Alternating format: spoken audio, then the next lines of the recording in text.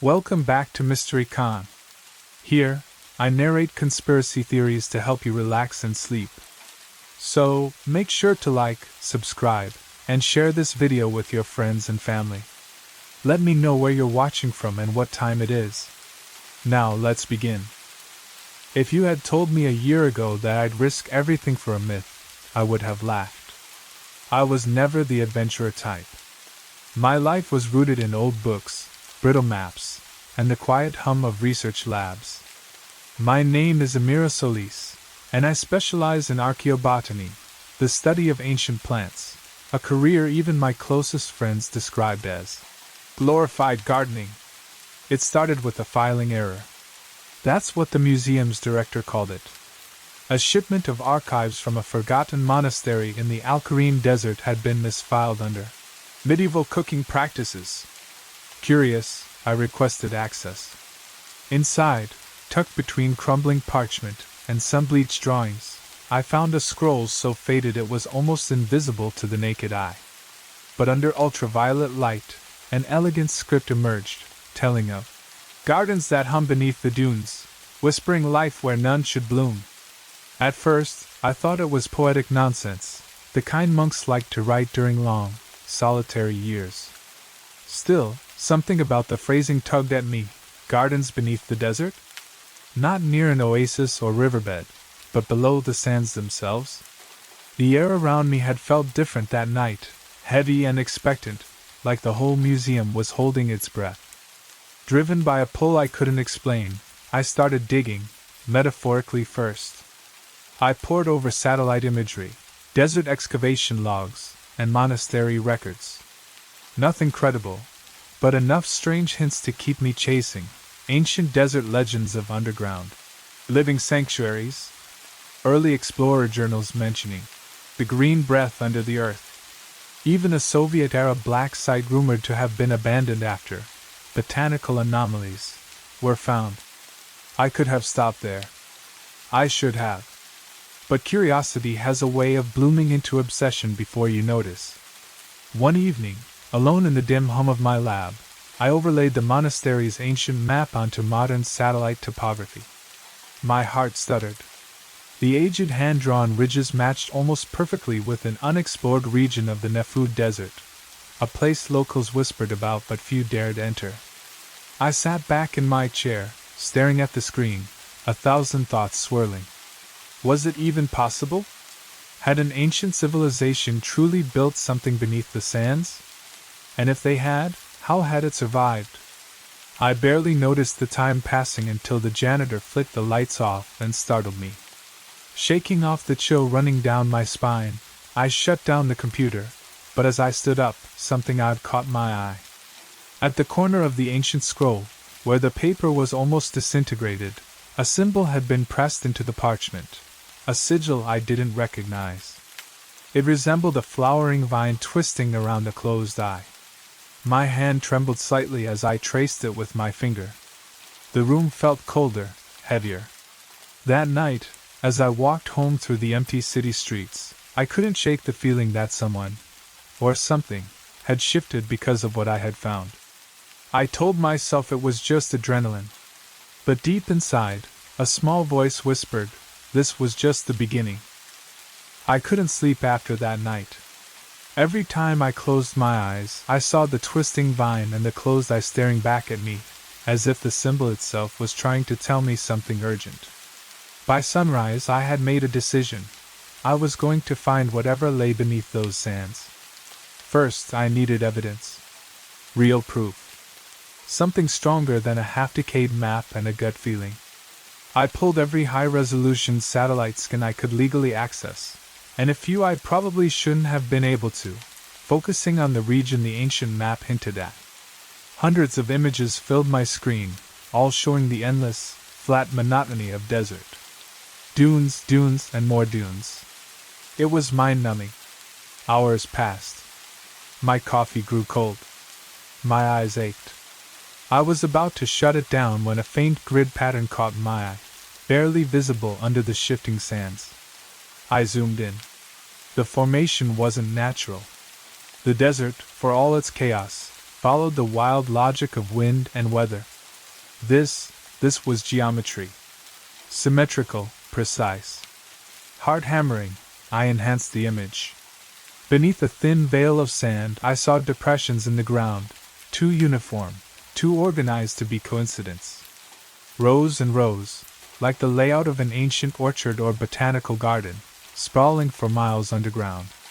I felt a cold excitement ripple through me. This was the first real clue, something tangible.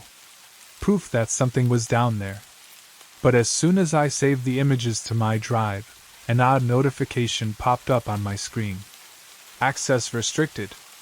Data locked. I frowned. That didn't make sense. I was working through civilian satellite feeds, public databases. No reason for a lockout. Unless someone was monitoring that region. The room felt suddenly smaller. I glanced at the window, half expecting to see someone watching from the shadows. Nothing. Still, a knot of unease settled in my chest. Maybe it was just a system glitch. Maybe it wasn't. Refusing to be intimidated by a computer warning, I printed out the most detailed images and stored them in a battered leather notebook I always carried. I told myself it was just in case, but deep down, it felt like something more, a precaution for dangers I hadn't yet named. Later that evening, I took a long walk through the city's dusty outskirts, the printed images tucked close against my chest like a secret too precious to let go. The streets smelled of old stone and motor oil, but beyond that, I swore I could catch the faintest scent of something fresher, something green. Ridiculous, I told myself. The mind plays tricks when you chase ghosts. Still, when I closed my eyes for a moment and let the night settle around me, I thought I heard it, a low, melodic hum, like a garden breathing beneath the desert, calling to me. I'd opened my eyes, heart racing, and found myself facing a decision: turn back and forget this madness, or keep going and risk unraveling everything I thought I knew about the world. The choice had already been made. I was going back to the desert. The trip to the desert wasn't easy to arrange. Permits, travel logistics, equipment, every step seemed to sprout new complications. But when a friend from university, Tariq, offered a ride in his battered old truck under the pretext of a simple geology expedition, I jumped at the chance. 3 days later, we crossed into the endless expanse of the Nefu Desert. There was a strange peace in the emptiness. The sand dunes stretched out like golden waves frozen in time, and the sun beat down with the steady, merciless rhythm of a living heart. We camped near the coordinates I'd pulled from the satellite images. There was nothing there, just a sea of sand and sky. If I hadn't known better, I would have believed the desert was empty. That night, under a bruised purple sky, I pored over my maps again by the flickering light of a small lantern. Tariq sat nearby, half asleep, muttering about the heat. I barely noticed when a vehicle approached, no headlights, just the low grumble of an engine crawling across the sand. 2 figures emerged, silhouettes against the moonlight. They weren't military. No uniforms. But they moved like men used to giving orders. One of them, a man in a dust-colored jacket, approached our camp slowly, his hands empty but his presence heavy. "You're not authorized to be here," he said in flawless Arabic. I froze. Tariq woke with a start, immediately tense. "We're just surveying geological formations," I lied, trying to sound casual. The man smiled thinly, as if he'd heard the excuse 1,000 times. "There are places you are better off not finding," he said. "For your own safety." Before I could respond, he tossed a small object onto the sand at my feet. A battered silver pendant in the shape of a twisting vine around a closed eye. The same symbol from the scroll. A warning. A message. Without another word, the 2 men turned back to their truck and disappeared into the dunes as quickly as they had come, leaving only tire tracks in the sand. The silence afterward was deafening. Tariq cursed under his breath, packing up camp without waiting for my instructions. "We're leaving," he said. "Tonight. but I couldn't move. My hand gripped the silver pendant, its edges cutting slightly into my palm. How did they know what I was looking for? Who were they protecting, or what? The question spiraled in my mind. There was no way this was a coincidence. Someone was watching. Someone knew. And if the pendant meant what I thought it did, there were others out here, hidden forces, devoted to guarding the secrets buried under the sand.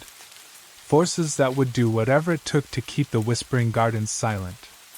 That night, as we drove away into the blackness, I couldn't shake the feeling that we weren't just running from men.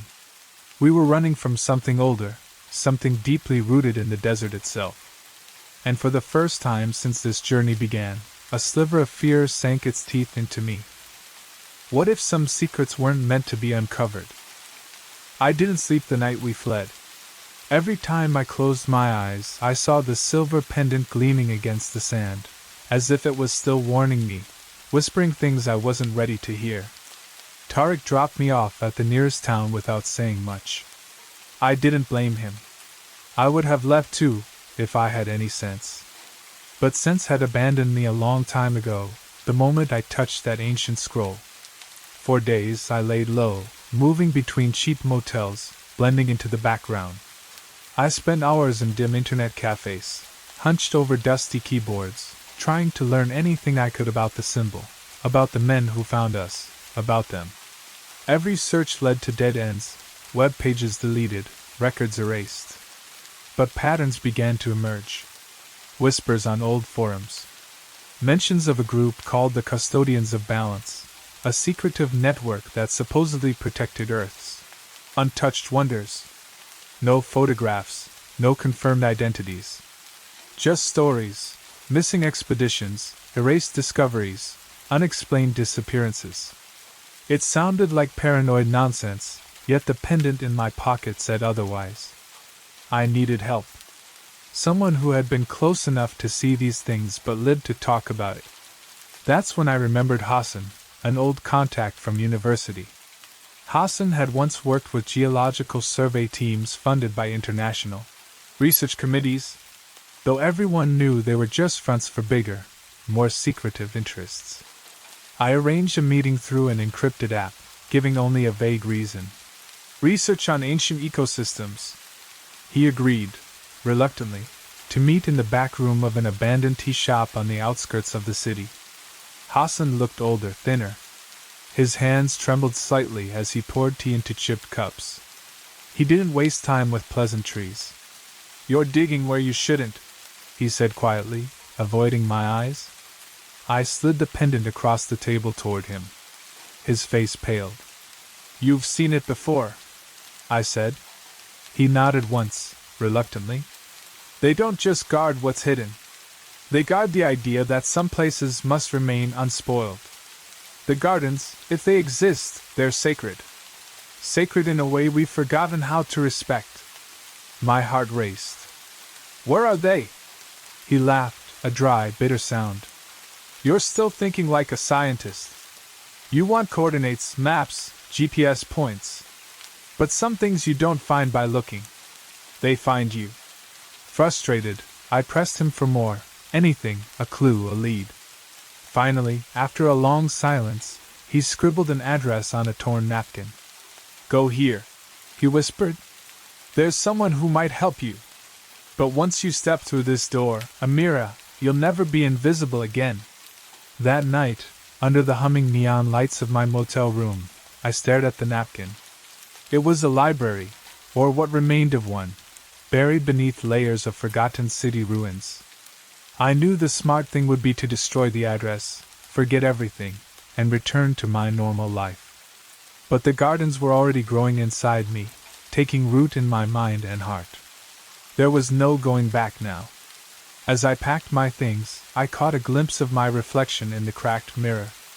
For a fleeting moment, it almost looked like my reflection smiled, but my mouth hadn't moved. The address led me to the old quarter of the city, where streets tangled like veins and time seemed to fold in on itself. Crumbling buildings leaned against each other like weary old men, and the air smelled of dust, spice, and forgotten dreams. The library, if you could even call it that, was nothing more than a sunken doorway hidden between two abandoned shops. No sign, no lights, just a heavy iron door covered in graffiti and rust. I hesitated, half expecting a trap.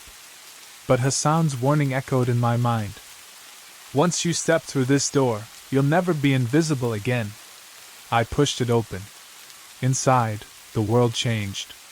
The space stretched underground, dimly lit, filled with endless rows of books, scrolls, and relics. It smelled of old paper, damp stone, and something sweeter underneath, like the first breath of spring after a brutal winter. A woman sat behind a cracked marble desk, her face mostly hidden by a tangle of silver hair. She didn't look up when I entered. "You seek what is buried," she said simply, her voice soft but certain. I swallowed. "Yes." Without asking another question, she slid a thick, battered journal across the desk. It was ancient, bound in faded leather, the corners worn from centuries of use. "This belonged to one of the last explorers who tried," she said. "He never returned." I opened the journal carefully. Inside were sketches, breathtaking illustrations of vast underground forests, waterfalls cascading from glowing stone ceilings, vines bearing fruits of impossible shapes and colors. Detailed diagrams mapped out layered caverns and interconnected ecosystems thriving under the desert. I ran my fingers over one page, the sketch so vivid I could almost feel the humidity, hear the water trickling through mossy stone. But it wasn't just drawings. The journal also contained detailed notes about the balance of the ecosystems, the fragility of the air currents, the delicate cycles of life preserved for thousands, maybe millions, of years without human interference. There were warnings too. The gardens breathe. They sense the disturbance. Too many feet upon sacred soil, and they will close themselves off forever. I closed the journal, my hands shaking. This was it, undeniable proof that the Whispering Gardens existed. And it wasn't just about finding them. It was about protecting them from the very act of discovery itself. The woman watched me with sad eyes. "Now you understand why they must remain secret," she said. I nodded, overwhelmed by a storm of emotions: awe, guilt, determination. As I tucked the journal carefully into my backpack, she spoke one final time. "If you go further, you will not only be watched. You will be judged."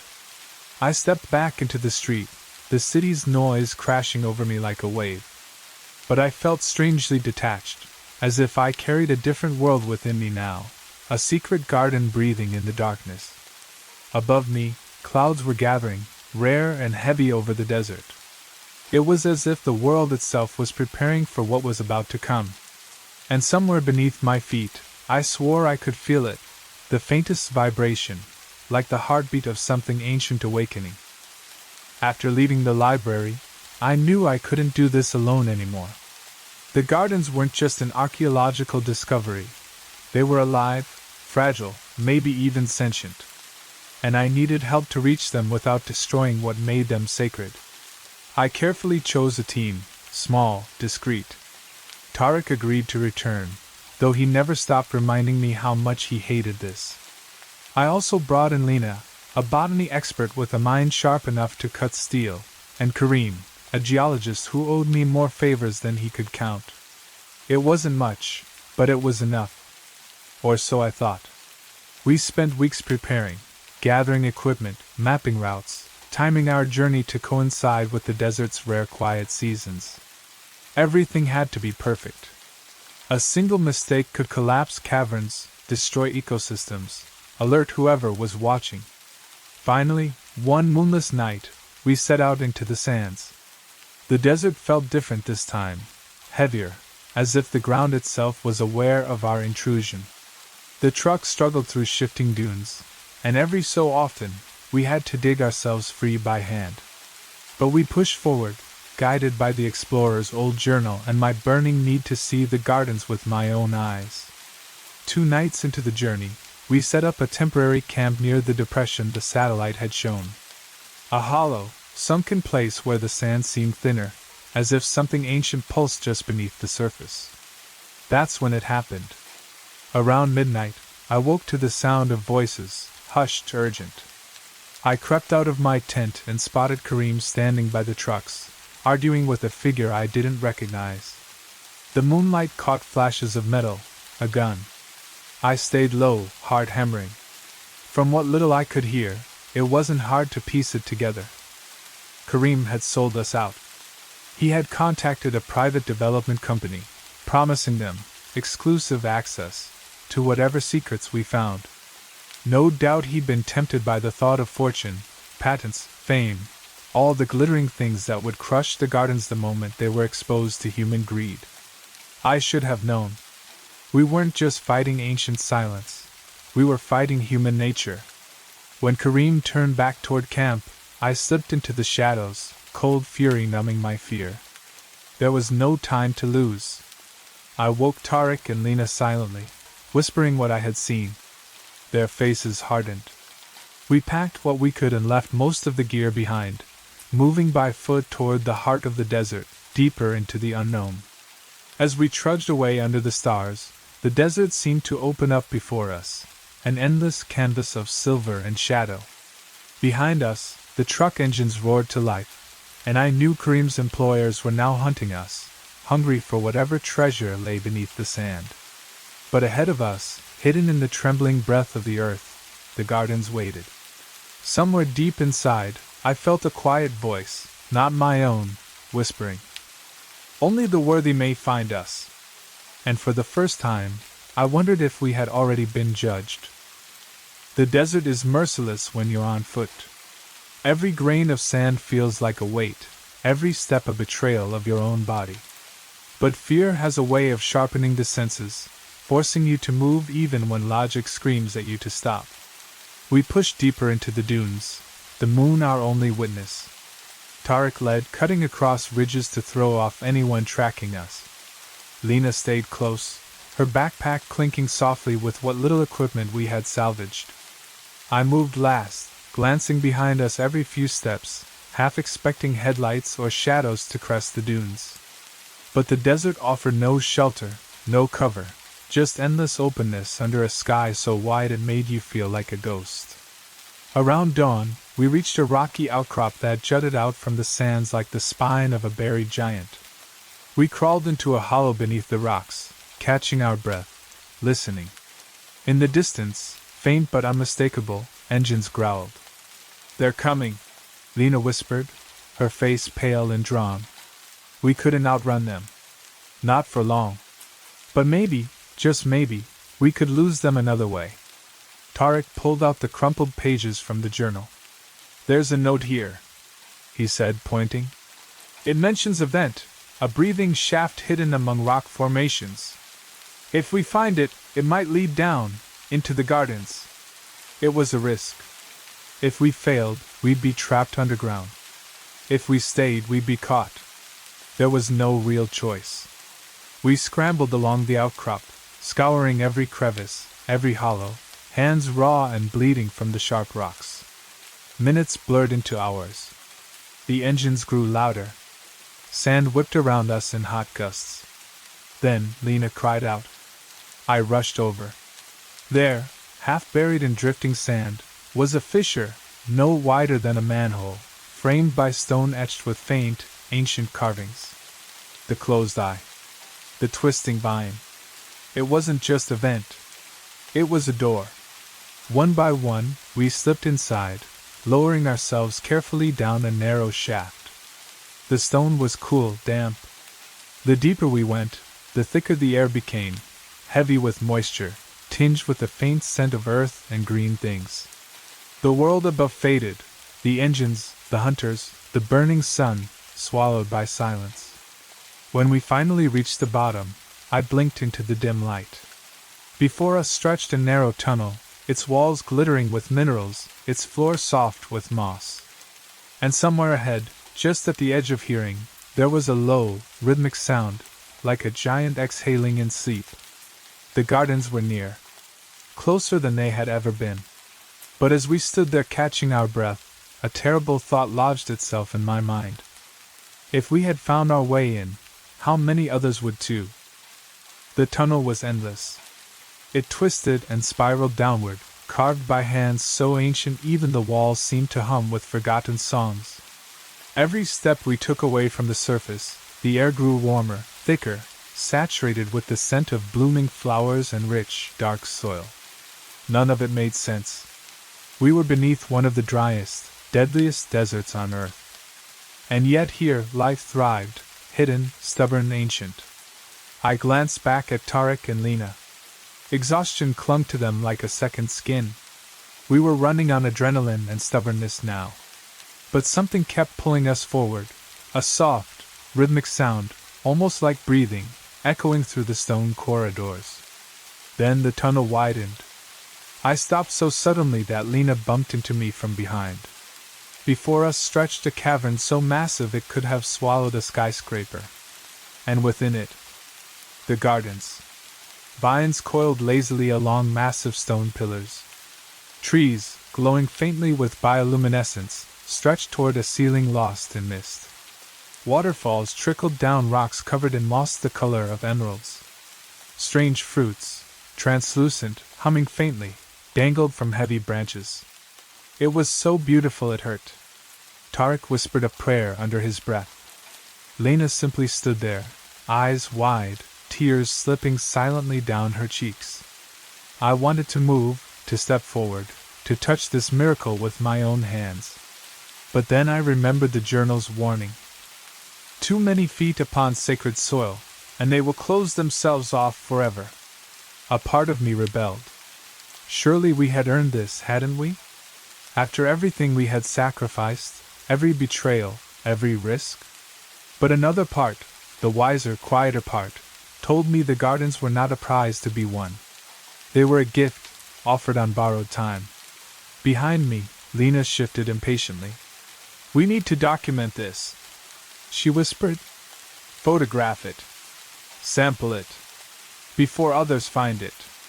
The old scientific instincts flared inside me. Research. Knowledge. Proof. But I hesitated. Because if we documented it, if we tried to catalog it, the secret would leak. And when secrets leak, the world comes running, with bulldozers, with walls, with borders and profit. I turned slowly to Tarek and Lena. "No," I said. "No photos. No samples. We don't touch anything." They stared at me like I had lost my mind. "We find the heart of the gardens," I continued. "We listen. And then we leave." Tarek nodded after a moment, reluctant but understanding. Lena looked like she wanted to argue, but something in my face must have convinced her. She stayed silent. We moved carefully now, sticking to the bare stone paths where no moss grew. Every step felt sacred, like walking through a cathedral older than memory. As we journeyed deeper, strange dreams began to slip into my mind, flashes of ancient cities swallowed by time, of green lands flourishing in places now desolate. Visions not from my own memory. And in those dreams, a soft voice, neither male nor female, whispered, "You are seen. You are weighed. Choose carefully." It wasn't a threat. It was an invitation and a warning. By the time we reached the heart of the cavern, I knew what choice lay ahead. Not just for me, but for all of us. Some things, once touched, can never be unmade. And now, the gardens waited for my answer. The heart of the gardens wasn't marked by any grand monument or shining treasure.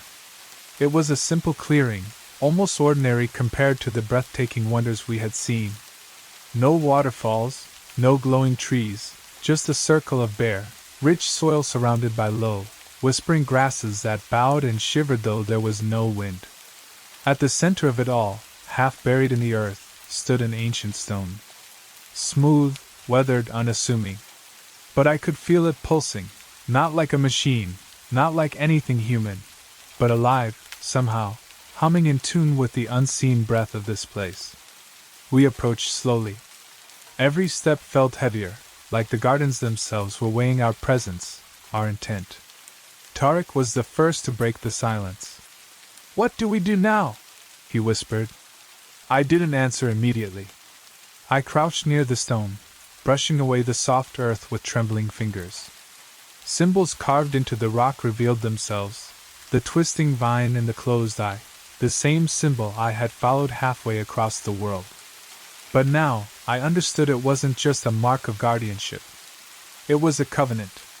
The earth shifted slightly beneath my feet, not violently, but gently, almost like it was breathing around us. An unspoken question filled the air. "Will you protect or will you destroy?"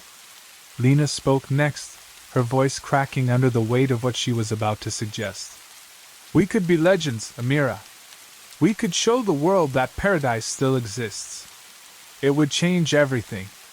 I met her gaze, feeling the old temptation flare, the hunger to be remembered, to prove something, to leave a mark. But in the pit of my stomach, the gardens whispered something else. "Fame is a knife. It cuts both ways." Tarek placed a steady hand on my shoulder, grounding me. "We were not meant to own this," he said quietly. "Only to remember it exists." In that moment, I made my choice.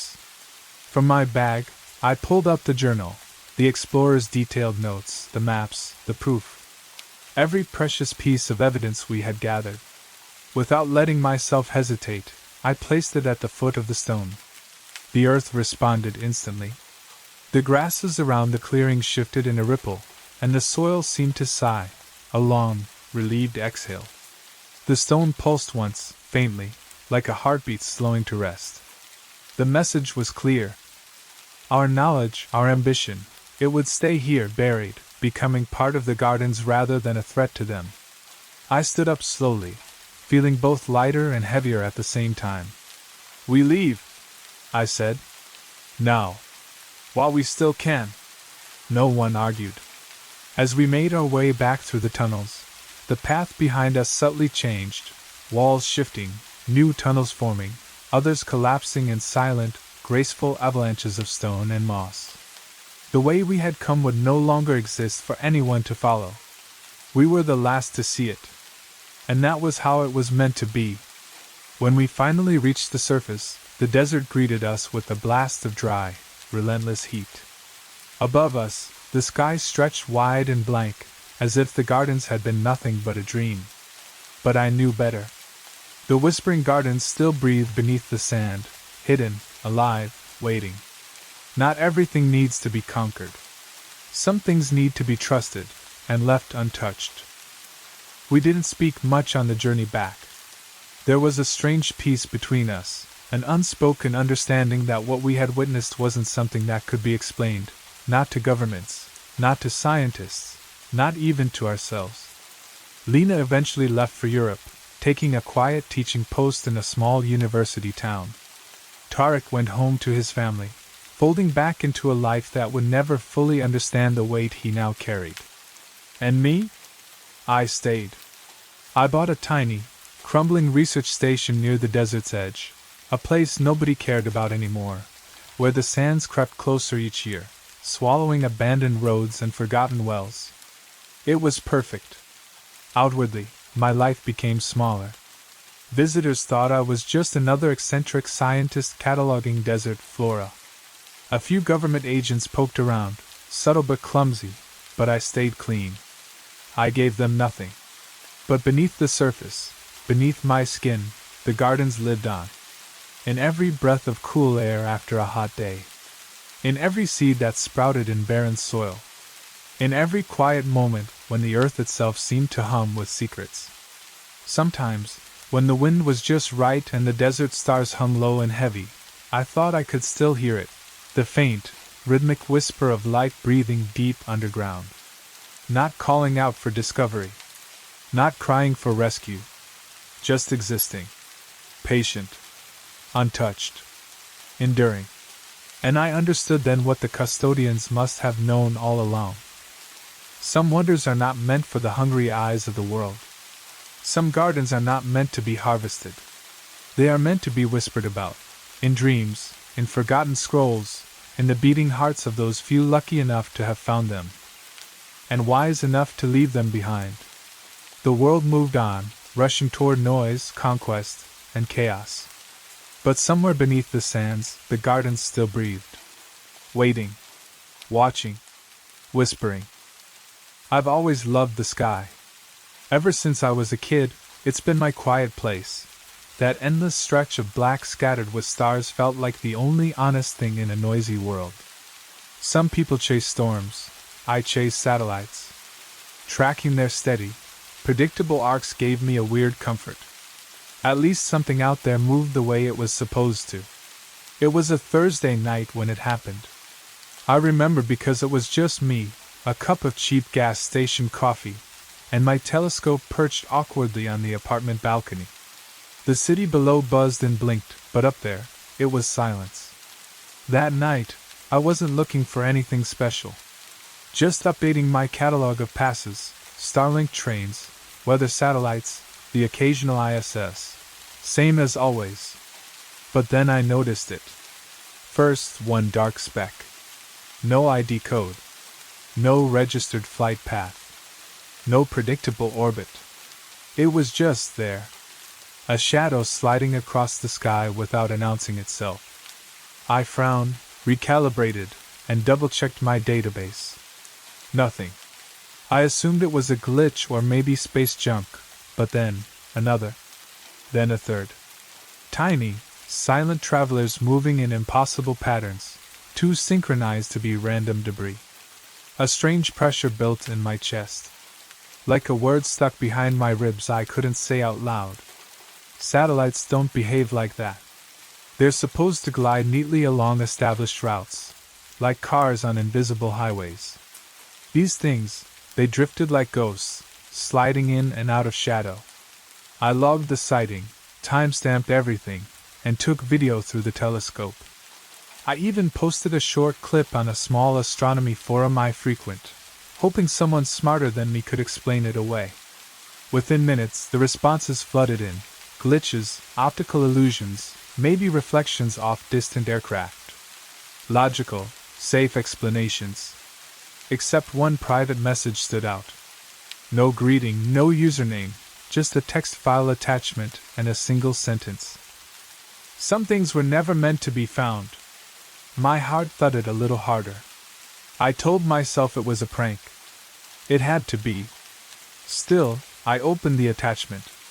Inside was a messy, almost frantic compilation of old observation notes, radio telemetry readings, and satellite tracking anomalies dating back decades.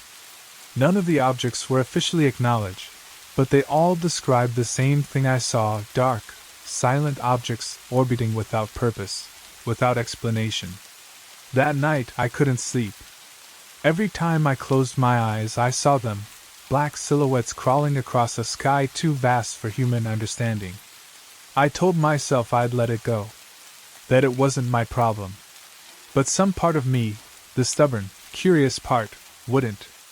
It gnawed at me the way a loose tooth does. You know you shouldn't mess with it, but you can't stop yourself. As I sat there, staring out the window at the star-speckled dark, a strange thought crept in, uninvited. What if they weren't just abandoned junk? What if they were waiting for something? I didn't know it then, but that simple question would pull me deeper than I ever intended to go. And once you start looking into the forgotten corners of the sky, you can't unsee what's hidden there. Not ever. After that night, I tried to go back to normal, school, work, pretending the world was just ordinary. But once you notice a crack in something you thought was solid, you can't help but pick at it. Every night after work, I found myself dragging the telescope back onto the balcony, scanning the sky for signs of those forgotten satellites. And sure enough, they were still there. Not every night, but often enough to know I hadn't imagined them. Always silent, always moving just wrong enough to make my skin crawl. It was late one evening when I got a private message on the forum. The username was a string of random numbers, no profile picture. The message was simple. "You're not crazy. Look for Ellen Rourke. She'll explain." I stared at the screen for a long time. Ellen Rourke. The name didn't ring any bells, but it felt heavy somehow. Real. I googled it. Dr. Ellen Rourke, astrophysicist, retired, once part of a deep space monitoring project during the late 80s. She went dark after an abrupt resignation no one had ever explained. Curiosity burned a hole in my chest. Against my better judgment, I found a work email linked to one of her old conference talks and sent her a message. I kept it brief. Saw something strange. Told you might know. Please help. I didn't expect a reply. But a few hours later, my phone buzzed. A new email. No greeting, no signature, just 5 chilling words. Meet me. No phones. No friends. My heart skipped. Every alarm bell in my head screamed to leave it alone. But the thing about curiosity is it doesn't care about consequences. It only cares about answers. We agreed to meet at an old diner on the edge of town, one of those forgotten places where the jukeboxes are broken and the neon signs buzz like flies trapped in glass. When I walked in, I spotted her instantly. She looked like she hadn't slept properly in years. Silver hair pulled into a messy bun, worn jeans, a heavy jacket 2 sizes too big. She was staring into a black coffee like it held all the secrets of the universe. She didn't smile when I sat down. Didn't even look up at first. You shouldn't have found them, she said, voice flat, quiet. You shouldn't be asking about them.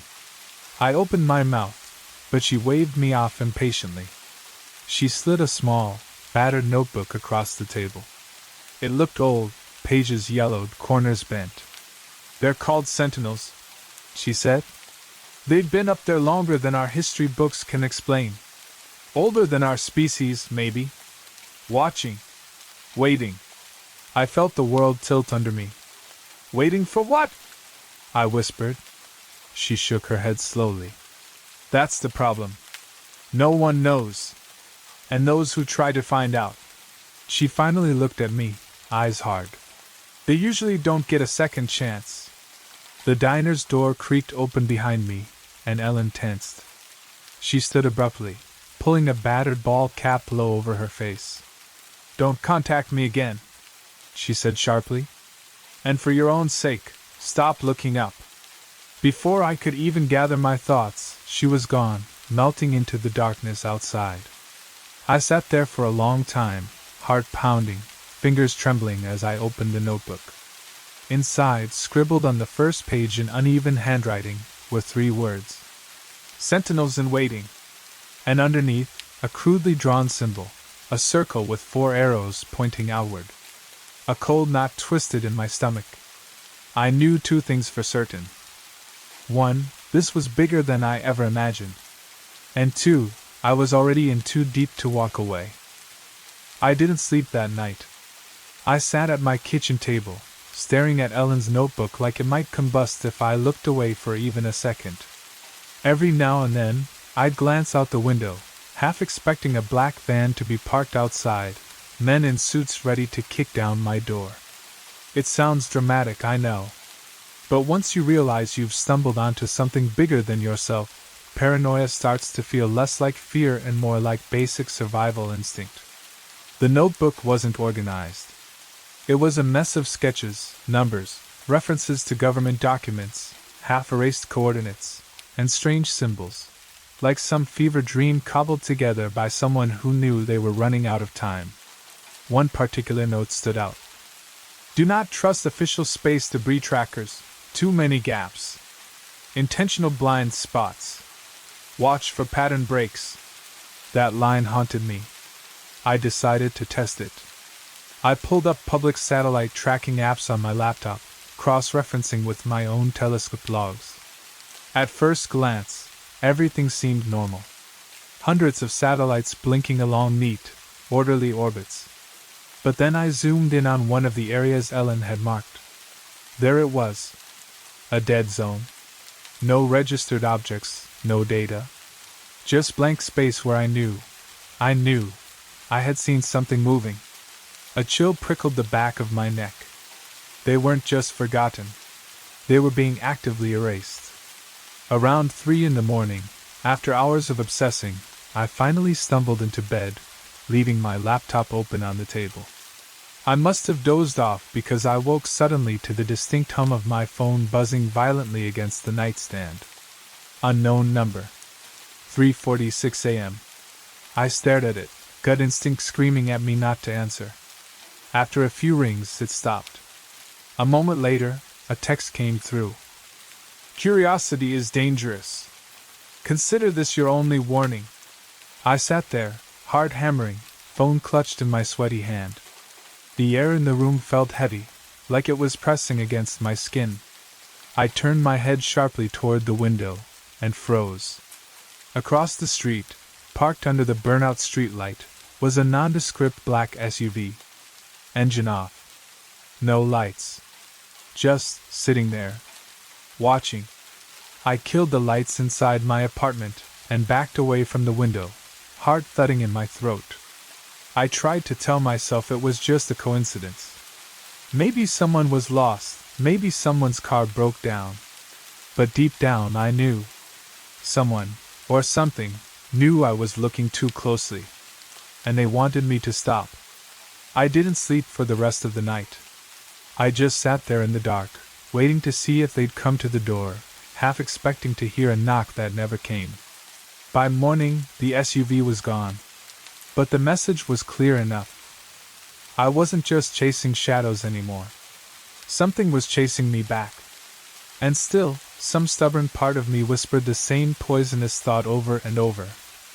Maybe whatever they're hiding is worth the risk. The next day, I told myself I'd let it go.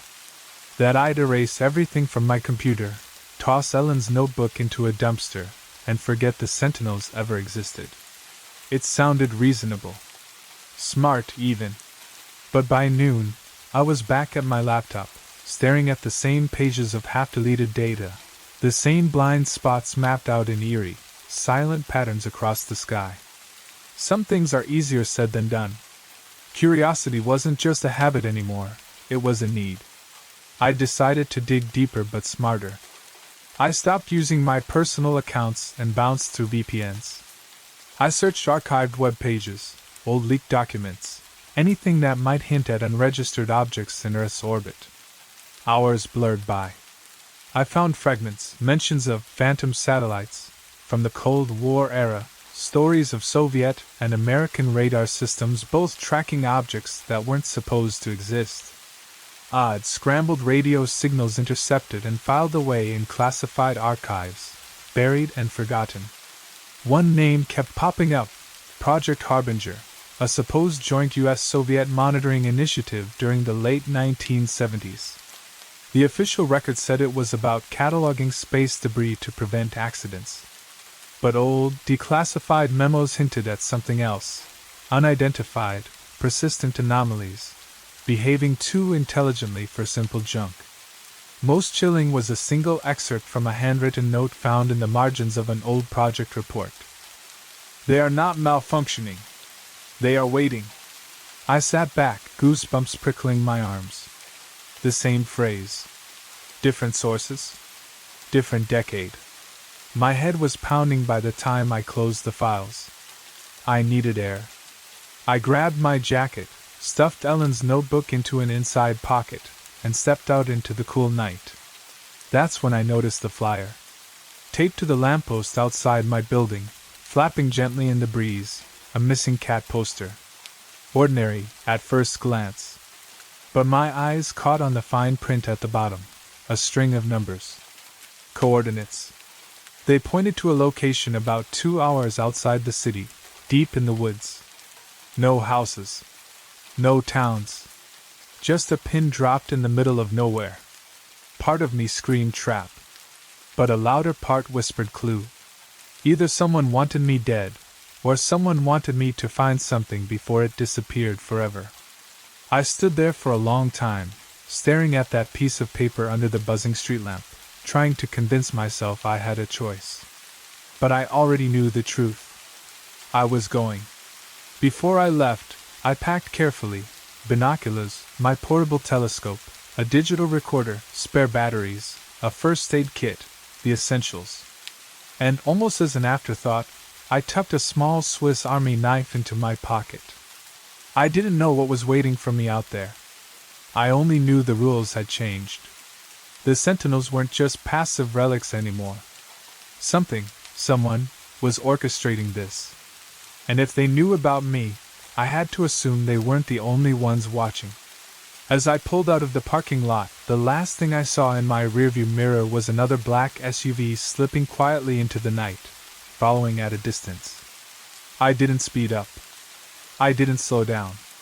Whatever game I had stumbled into, it was too late to back out now. The drive out of the city felt longer than it should have. 2 hours of empty highways, rusted gas stations, and flickering street lights eventually gave way to dirt roads and thick woods pressing in from both sides. My GPS went dead about 20 minutes before I reached the coordinates, the screen freezing with an almost mocking blankness. I parked on the side of the road and killed the engine. Silence wrapped around me instantly, dense and heavy. Only the distant hum of insects and the soft whisper of the wind through the trees reminded me I wasn't completely alone. With the notebook tucked safely into my jacket, I started walking. The coordinates led me about half a mile into the forest. Branches clawed at my jacket, roots snagged my boots, but I kept moving. The trees eventually thinned, opening up to a small clearing.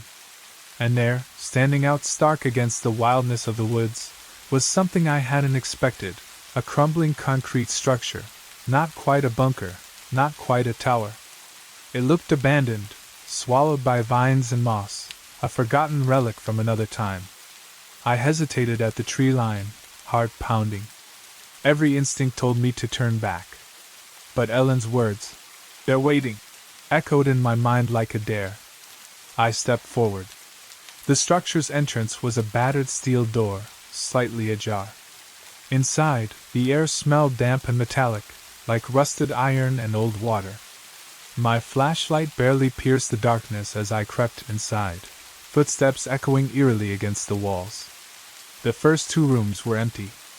Just rubble, broken pipes, and the distant drip of water. But in the 3rd room, I found it. A terminal, old, dusty, dead-looking, sitting atop a metal desk bolted to the floor. And above it, etched into the wall, was the same symbol from Ellen's notebook.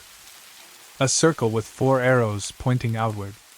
I felt my stomach twist. This wasn't random. I approached the terminal cautiously, brushing dust from the keyboard. To my shock, the monitor flickered weakly to life when I pressed the key. No operating system. Just lines of green text crawling across the screen in slow, methodical bursts. Active objects 5. Status, orbital maintenance. Primary function, observation mode. Secondary function, standby event trigger, locked. I stared at the screen, unable to breathe. 5 active objects. 5 sentinels. And they weren't dead relics. They were waiting for something important enough to have a trigger event. My fingers hovered over the keyboard, trembling. I typed the first word that came to mind, identify. The system hesitated, then responded. Origin unknown. Age greater than 13,000 years. First contact event unrecorded. 13,000 years. That wasn't human history. That was prehistoric. I backed away slowly, brain scrambling to process what I had just found. Ancient watchers orbiting Earth, silently observing for millennia, still active, still waiting for a signal or condition we couldn't even begin to understand. I didn't hear the person behind me until it was too late. A low voice, cold and clinical, cut through the air. "You shouldn't have come here." I spun around, a flashlight beam slicing through the dark, but there was no one there. Just an empty hallway stretching back into the shadows. Then I felt it, the unmistakable sensation of being watched. Not just from one direction, from everywhere, like the very walls had eyes. I didn't wait to see what would happen next. I bolted, sprinting out of the bunker, crashing through the underbrush, heart hammering in my ears. I didn't stop until I reached my car, slammed the door shut, and peeled away from that cursed place like hell was on my heels. In the rearview mirror, just for a moment, I thought I saw a figure standing at the tree line, watching, waiting, just like the sentinels. I didn't go home right away. I couldn't. Instead, I found myself driving aimlessly through empty streets, trying to shake the feeling that something invisible had latched onto me the second I entered that bunker. Like a hand gripping the back of my neck, unseen but unrelenting. When I finally pulled into an empty diner at the edge of town, I sat in my car for a while, just breathing, watching, making sure no one was following. Only after convincing myself the shadows weren't about to come alive did I step inside, order a coffee I barely touched, and pull Ellen's battered notebook out again. There had to be more clues. Something I missed. I flipped through the pages until one detail caught my eye. A crude drawing of a stone tablet, covered in symbols. Below it, a scribbled note. Sky Watchers, see Mayan codices, Sumerian records, Dogon tribe lore. Ancient civilizations. Different continents. Different languages. Yet the same idea. It sounded crazy. But maybe it wasn't. My phone still had spotty service out here. I opened my browser and dug in, chasing the scattered breadcrumbs Ellen had left. What I found made the hairs on the back of my neck stand up. The Mayans spoke of the silent ones, gods who lived in the stars, who taught them to observe celestial cycles with near supernatural accuracy. The Sumerians carved symbols eerily similar to Ellen's drawing, circles with outward-pointing arrows, often near depictions of sky deities. The Dogon tribe of Mali had knowledge of Sirius B, a white dwarf star invisible to the naked eye, centuries before Western astronomers discovered it. Separate cultures. No contact. Yet somehow, fragments of the same secret. I scrolled deeper and found references to ancient messages, patterns encoded in stories, myths, even architecture. Warnings, maybe? Or invitations. One article quoted an archaeologist who had been laughed out of his field for proposing that ancient civilizations received knowledge from silent teachers beyond Earth. He died in a mysterious fire before finishing his final book. I leaned back in the booth, pulse racing. The sentinels weren't just observing. They had been interacting, subtly, carefully, shaping human knowledge without ever revealing themselves. But why? Were they guiding us? Testing us? Waiting for something from us? A low rumble outside drew my attention. Headlights sweeping across the diner windows. I froze. A black SUV rolled past slowly. It didn't stop. Didn't pull into the lot. Just crept by, engine growling softly, before vanishing into the night. Coincidence? Maybe. But I wasn't betting on it. I closed Ellen's notebook carefully and slid it back into my jacket. I paid for my untouched coffee and left, head down, heart pounding against my ribs like a war drum. As I stepped outside, the night sky opened above me, vast, beautiful, indifferent. I looked up. And for a fleeting moment, I thought I saw them again, the sentinels. Tiny, faint dots sliding across the stars in patterns just wrong enough to notice if you were paying attention. Watching. Waiting. Maybe they had always been there. Maybe they were the real authors of our history. And maybe, just maybe, the story wasn't finished yet. I didn't go back to my apartment after the diner. Something told me it wasn't safe anymore. Maybe it was the SUV. Maybe it was the way Ellen's notebook seemed to buzz against my chest, like a magnet trying to pull me in directions I couldn't see yet. I crashed at a cheap motel off the interstate, the kind of place where no one asks your name, and no one cares if you pay cash.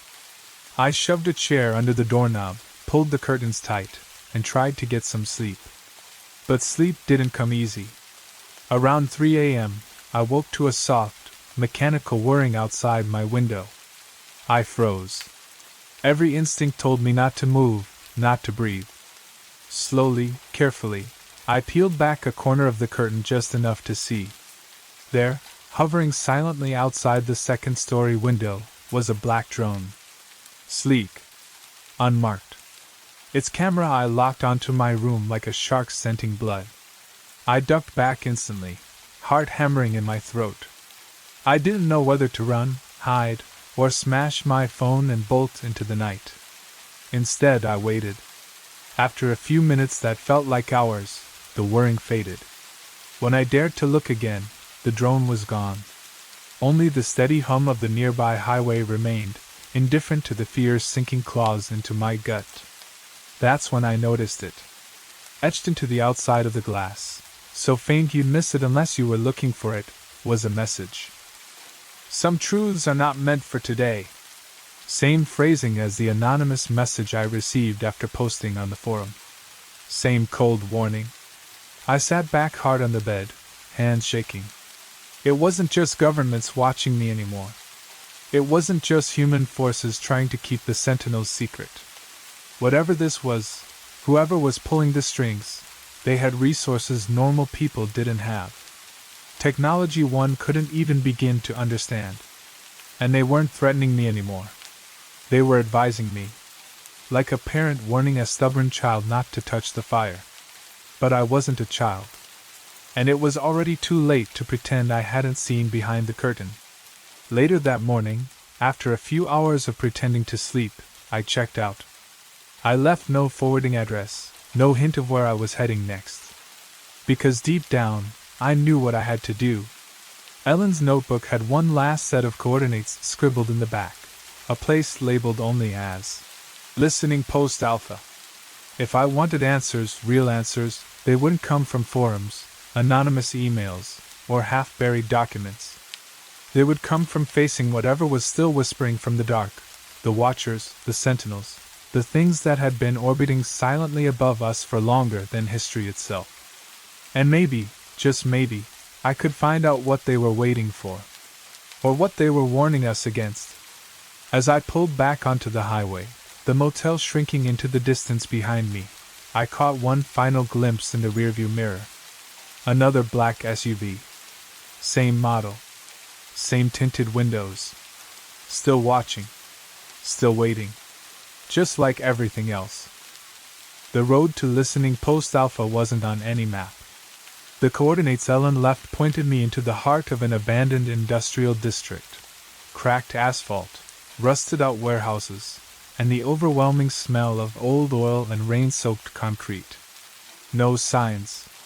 No lights. Just silence thick enough to swallow the sound of my own breathing. I parked behind an old freight yard and continued on foot, following the jagged directions scribbled in the back of the notebook. A broken fence. A collapsed loading dock. A stairwell leading down into darkness. I hesitated only once before descending. The air grew colder with every step.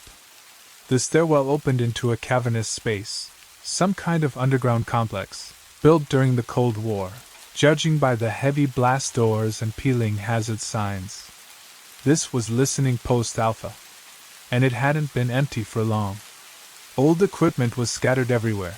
Analog radio gear, massive reel-to-reel recorders, dusty filing cabinets with faded labels like telemetry anomalies and orbital unknowns.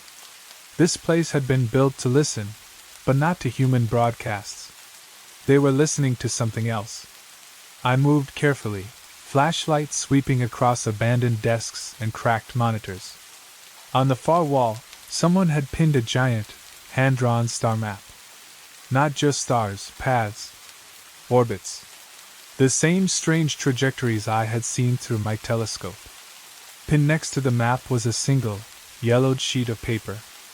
I took it down carefully, feeling how brittle it had become. Across the top, scrawled in bold, angry letters. The builders were here before US. Underneath, a series of fragmented notes. Orbit patterns not random, intentional design. Satellites positioned for long-term observation. No decay. No drift. Structures in deep orbit, relics? Warning systems? Signs of non-human engineering, predates human civilization. And then, the final line, barely legible. Not gods. Not aliens. Architects. Silent until triggered. My heart was hammering so hard I could barely think. The sentinels weren't accidents. They weren't even alien visitors in the way pop culture liked to imagine. They were built by someone, or something, so ancient, so far removed from anything we understood, that even calling them aliens felt like a childish oversimplification. The builders. Silent architects who set things in motion and then disappeared, leaving behind watchers to monitor their forgotten experiment, us. Were we their creation? Their study? Or something worse, an accident they abandoned long ago? The weight of it all settled heavily on my chest. The stars overhead weren't just beautiful anymore. They were patient, indifferent observers of something far bigger and colder than I had ever dared imagine. A faint noise pulled me back to the present, the creak of a door shifting, somewhere deep within the bunker. I killed my flashlight instantly, crouching low behind a bank of equipment, straining to hear, straining to breathe without making a sound. Footsteps. Heavy, deliberate, getting closer. I didn't dare move. Didn't dare even peek. I clutched Ellen's notebook tighter, heart pounding so loudly I was sure whoever it was could hear it. They were searching for me. And if they found me down here, alone, in this forgotten place. I didn't finish the thought. I just waited. Waited and listened, the way the builders must have done for thousands of years. I stayed crouched behind the old equipment, every muscle locked tight, hardly daring to breathe. The footsteps echoed closer, slow and methodical. Whoever was down here wasn't in a rush. They knew they had time. They knew I was trapped. Then, as suddenly as they had come, the footsteps faded. Silence returned, so thick it rang in my ears. I waited a few more minutes, counting every heartbeat, before slipping out from behind the equipment and moving deeper into the complex. If they were hunting me, I figured my only option was to find what I came for before they found me. The heart of the listening post was buried 2 levels down. There, tucked away in a reinforced control room, I found it, a massive, ancient-looking server tower humming softly in the gloom, still miraculously operational. One terminal blinked with a single line of text. Received message. Decrypt attempt in progress. I hesitated only a second before typing a single word. Access. The system responded sluggishly, grinding through ancient protocols. Then the screen cleared, and a simple prompt appeared. Do you accept the risk? My finger hovered over the keyboard. I thought about the drone. The SUV. The silent figures lurking at the edges of my life now. I thought about Ellen's weary eyes when she warned me, about the sentinels, about curiosity, about consequences. And then I hit enter. The screen flickered, static blooming across it before a set of characters appeared, a transmission of some kind, but not in any known language. Symbols. Patterns.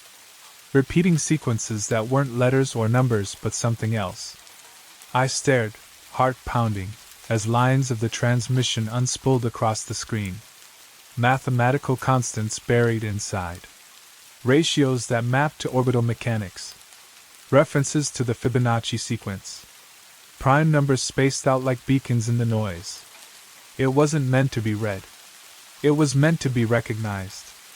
A universal language. A message for any intelligence capable of seeing the hidden order in the chaos. And underneath it all, encoded like a second heartbeat in the data stream, a chilling phrase decoded by the old machine. Initialization suspended. Awaiting event trigger. I sat back hard in the chair, head spinning. The sentinels were waiting for something. Not orders. Not signals. An event. Something that would trigger them to act, to awaken, or to respond, or, worse. I had a sick feeling deep in my gut that whatever it wasn't far off. The room suddenly felt too small, too loud. I glanced nervously at the door, half expecting it to swing open and for those silent watchers to step through. But no one came. Only the screen flickered on, and for one terrifying moment, it displayed a countdown. Unknown time remaining, active countdown detected. I didn't know when it had started. I didn't know how much time was left. But whatever the builders had left in orbit wasn't just meant to watch us forever. At some point, they were meant to do something.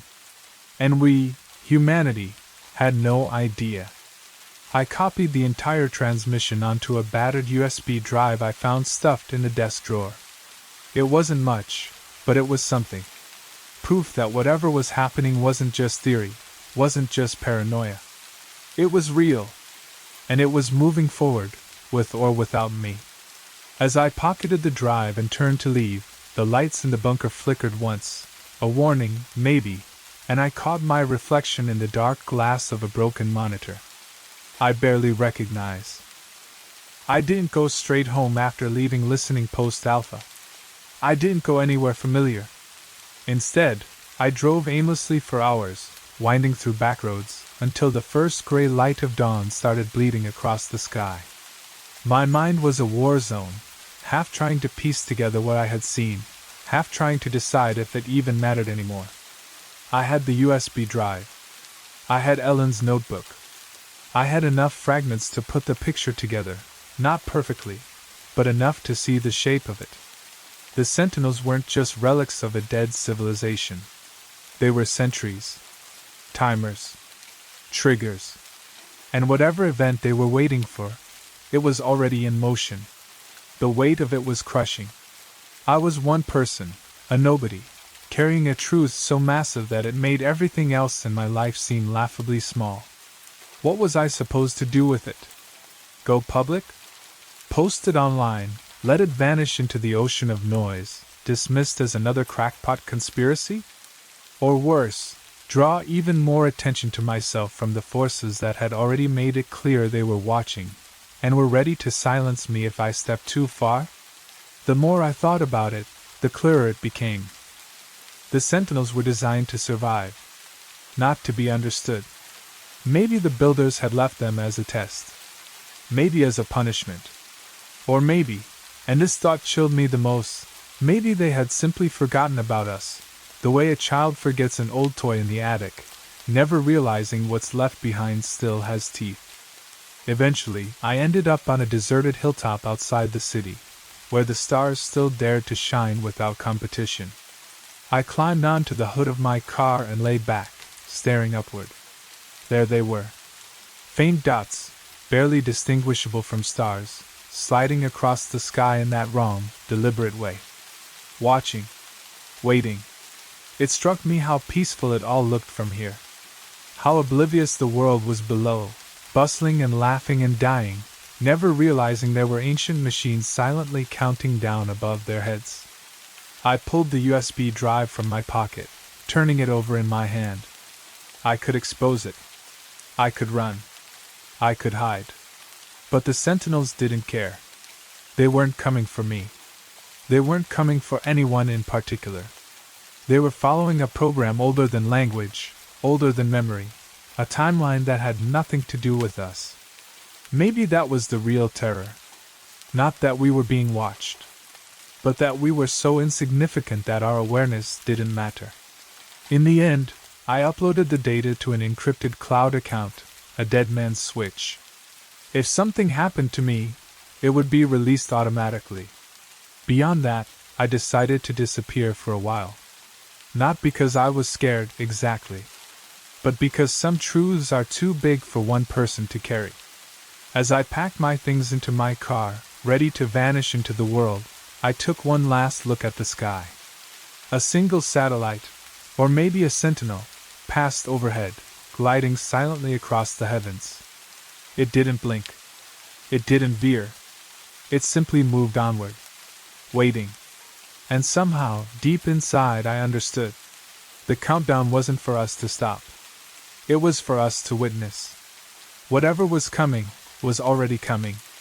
And there was nothing we could do but watch the sky, and remember that we were never truly alone. Myself anymore. And somehow, deep in my bones, I knew the Sentinels weren't the only ones waiting. So was something else. something waking up.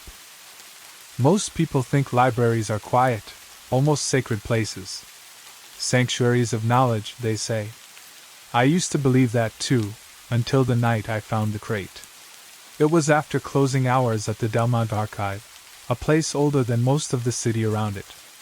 I'd stayed behind cataloging some new donations when the basement door caught my eye. It was ajar, which was strange. The archive's basement was strictly off-limits, even to senior staff like me. The key was supposed to stay locked inside the head curator's office. Yet, somehow, the door hung open like an invitation, or a warning.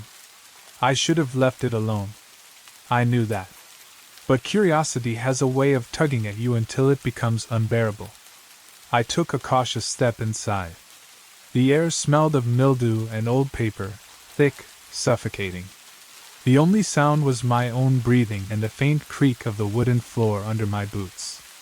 My flashlight flickered nervously against rows upon rows of forgotten tomes and dusty artifacts. I told myself I'd just take a quick look. Just a peek. That's when I saw it.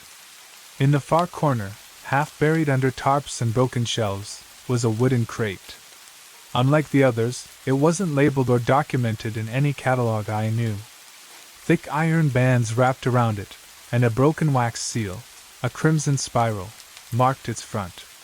I hesitated, heart pounding. Some part of me whispered to turn back, to pretend I hadn't seen anything. But I couldn't. The lid gave way with a low groan, revealing carefully bundled scrolls and a thick leather-bound book. Nestled among them were pieces of what looked like mechanical instruments, gears, wires, strange crystalline components. Everything was wrapped meticulously in ancient silk cloths stitched with unfamiliar glyphs. One scroll in particular caught my attention. It wasn't written in any language I recognized, but the drawings, the diagrams, were unmistakable. Schematics of machines designed not to heal the body or explore the stars, but to manipulate the mind. Devices labeled mnemotech apparatuses and the rescriptor, terms that made my skin crawl even before I understood what they meant. The room seemed colder suddenly. Or maybe it was me. I clutched the scroll tighter, my mind reeling. Devices that could erase memories, alter identities, reshape history itself. I stumbled backward, knocking over a small stack of books. One fell open at my feet. The page was covered in dense text, but a phrase jumped out like a whispered threat. The Dominion preserves reality by altering remembrance. Continuity at all costs. A sharp noise cracked through the basement. I whirled around, heart hammering against my ribs. Nothing. Just the building settling, I told myself. But when I turned back, the crate was no longer where I left it. It was closer. Only by a few inches, but definitely closer. I didn't sleep that night. Every time I closed my eyes, I saw that crimson spiral. I heard the faint scraping of wood against stone. Worse, I started remembering things that had never happened. A sister I never had. A birthday party I didn't attend. A fire that never burned. Or had it? I spent the next day locked in my office, flipping through the forbidden blueprints, feeling the walls of my own mind shift ever so slightly. If reality could be rewritten, how much of my life was even real? I spent the next few days floating through my routines like a ghost. Part of me wanted to pretend none of it had happened, that I hadn't found the crate, hadn't seen those diagrams, hadn't felt reality slip like a loose thread in my hands. But denial only worked for so long. The dreams made sure of that. Each night, vivid scenes flashed behind my eyelids, unfamiliar faces calling my name, streets in my city that didn't exist anymore, entire conversations in languages I didn't know I spoke. I would wake up tangled in my sheets, heart pounding, the taste of smoke and iron in my mouth. By the third day, I couldn't take it anymore. I needed answers.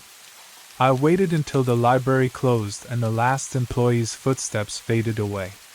Clutching my stolen scrolls and diagrams, I returned to the basement. My hands trembled as I pulled back the tarp covering the spot where the crate had first appeared. This time, something new caught my eye, a false panel at the base of one of the stone columns. Crude, almost desperate scratch marks surrounded it, as if someone had pried it open before. Inside, there was a single object, a faded envelope, yellowed with age and sealed with the same crimson spiral. I hesitated only a moment before tearing it open. The letter inside wasn't written like any official correspondence. It read more like a plea. To the future keepers of the archive. If you find this, you are already compromised. Know that the Dominion watches. The blueprints you possess are fragments, not just of devices, but of truth itself. They will try to erase you, to make you forget you ever found this. Protect your mind. Protect the archive. Continuity must end. I read it 3 times, each word burning itself deeper into my brain. Protect my mind? How? Against what? As I lowered the letter, something shifted at the edge of my vision. I froze. In the reflection of a dusty glass cabinet across the room, I saw it, a shadow moving just beyond the doorway. No sound. No footsteps. Just the presence of something wrong. I stuffed the letter into my pocket and killed my flashlight. Heart hammering against my ribs, I crouched behind a filing cabinet, barely breathing. After several agonizing minutes, I heard the faintest whisper. Not words. Just pressure. Like the air itself urging me to forget, to go home, to leave this alone. My mind felt slippery, like someone was gently scraping memories away with invisible fingers. I clenched my fists and focused on something real. The feel of the letter's rough paper against my skin, the ache in my knees from crouching, the metallic taste of fear in my mouth. I wasn't ready to give up yet.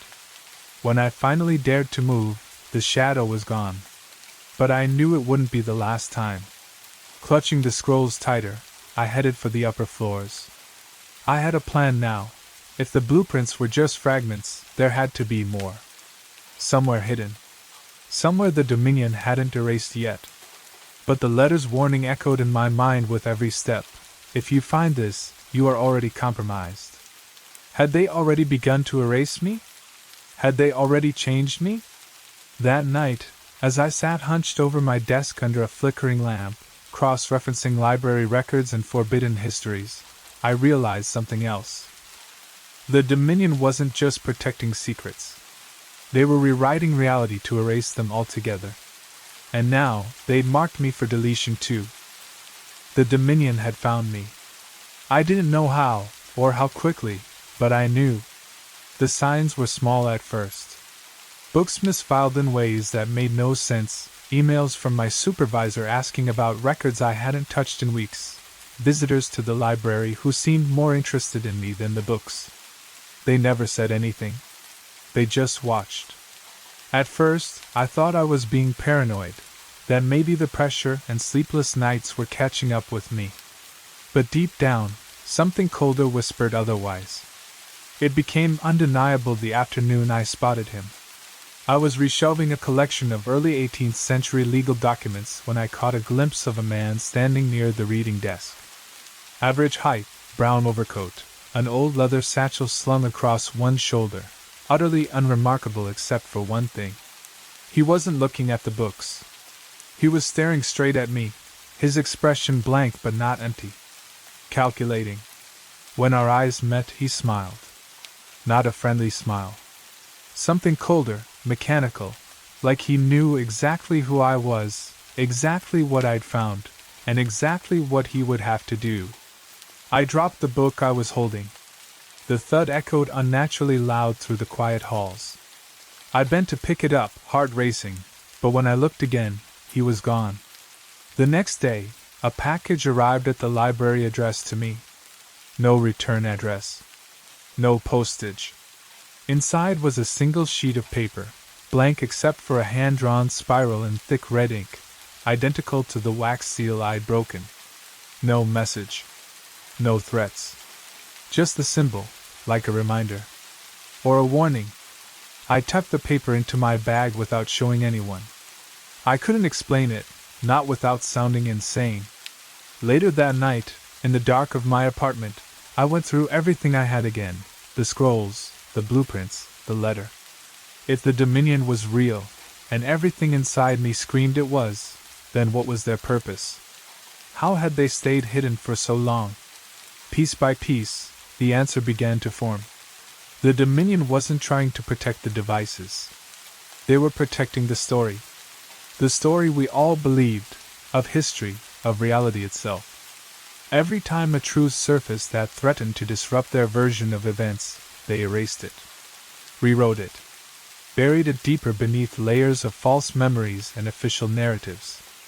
I thought about the whispered phrase from the letter. Continuity at all costs. It wasn't just memory they manipulated. It was belief. A chill ran down my spine as I realized the full weight of it. How could you fight something that could make you forget you were ever fighting? The crack in my confidence deepened. Maybe I was already compromised. Maybe some part of my memories, my motivations, weren't really mine anymore. Maybe this wasn't my first attempt to uncover the truth. Maybe I'd failed before, and simply been made to forget. I squeezed my eyes shut, fighting the rising tide of panic. Focus. Facts. Action. Those were the only anchors left. The Dominion was real. They knew who I was. And now, they were coming. When you're marked by something like the Dominion, there's a moment when the world around you stops feeling solid. Every conversation feels staged. Every familiar face feels borrowed. Even your own memories start to taste artificial, like stale bread you've chewed too many times. I needed help. Someone outside the system. Someone who knew the cracks in the story. After days of cautious research, I found a name that kept surfacing in old articles and buried footnotes: Dr. Elias Harrow. A disgraced historian. Fired from 3 universities. Blacklisted from every major institution.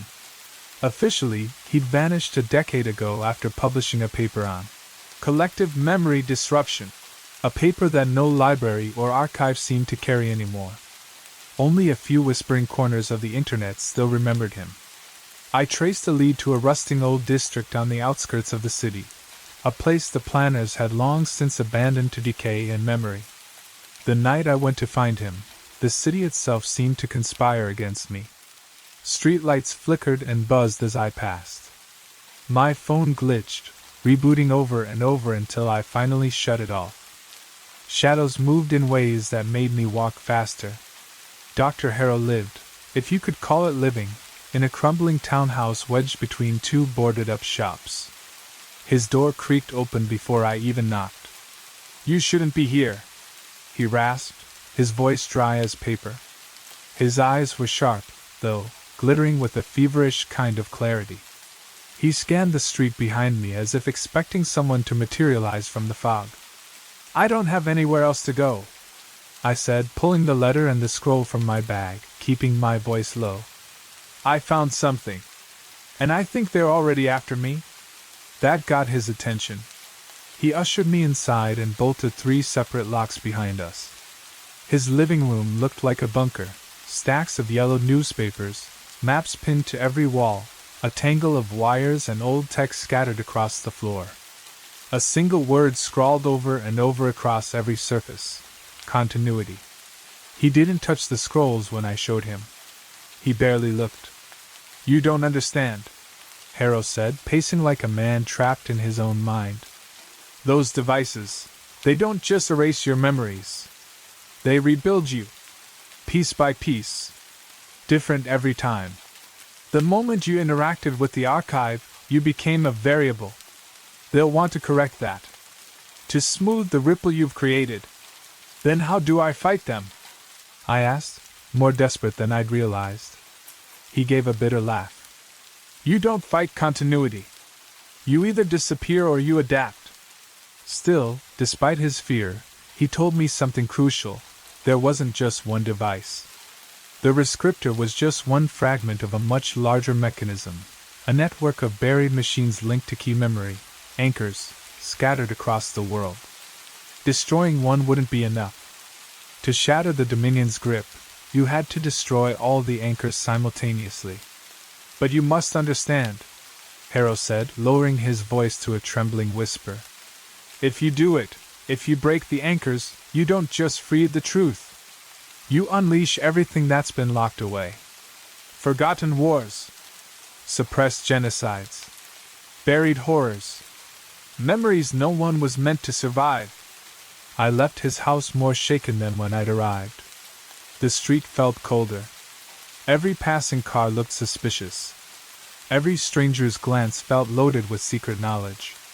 I had more questions now than answers. But one thing was clear. If I kept going, there was no undoing it.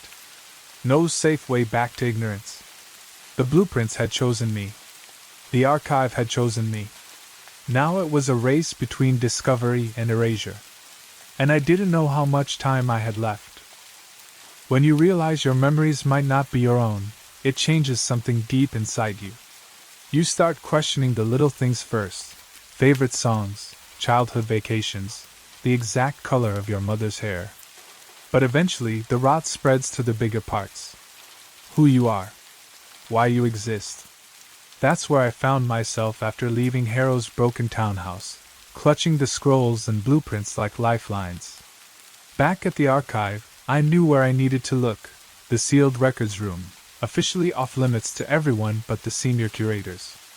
I had watched the head curator punch in the access code enough times to memorize it without meaning to. My hands barely hesitated as I keyed it in. Inside, the air was colder, drier. Rows of metal drawers hummed under low fluorescent lighting. It smelled sterile, almost surgical, like the place itself had been scrubbed of anything human. I started pulling files, one after another. At first, it was random: census documents, old city planning maps, university rosters. But then, buried between decades of dust and bureaucratic decay, I found it, a thick, plain manila folder.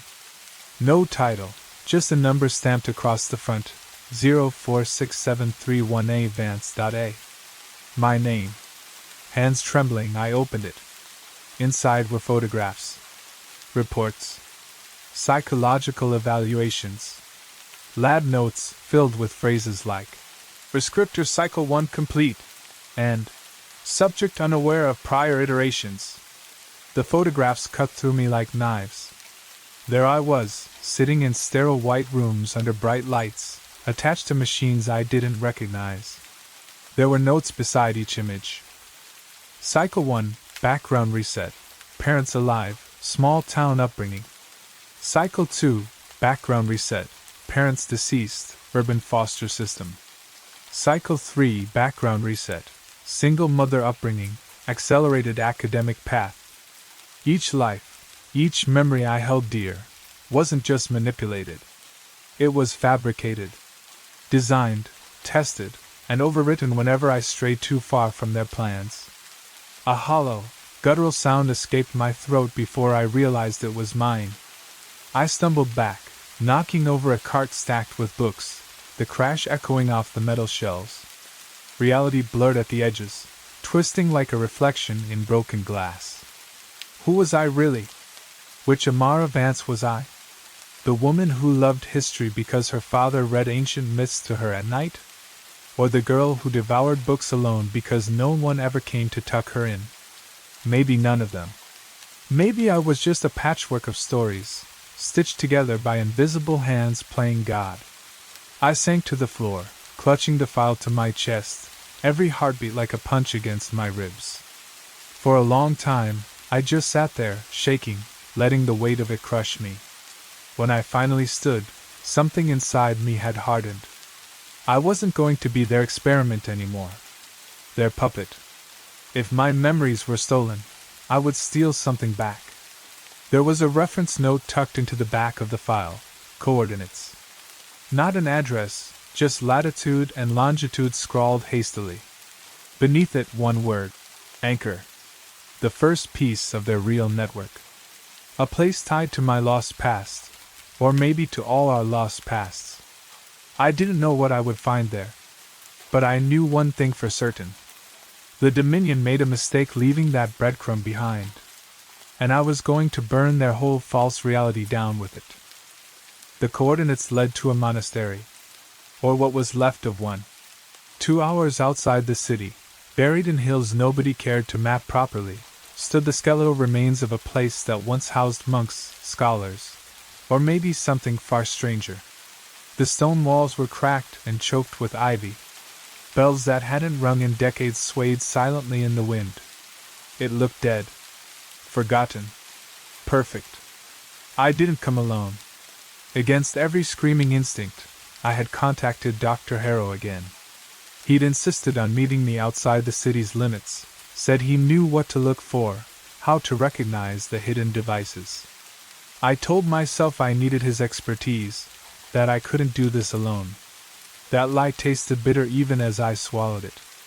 He was waiting for me at the edge of the monastery ruins, bundled in a heavy coat despite the humid spring air. His eyes darted constantly, never settling.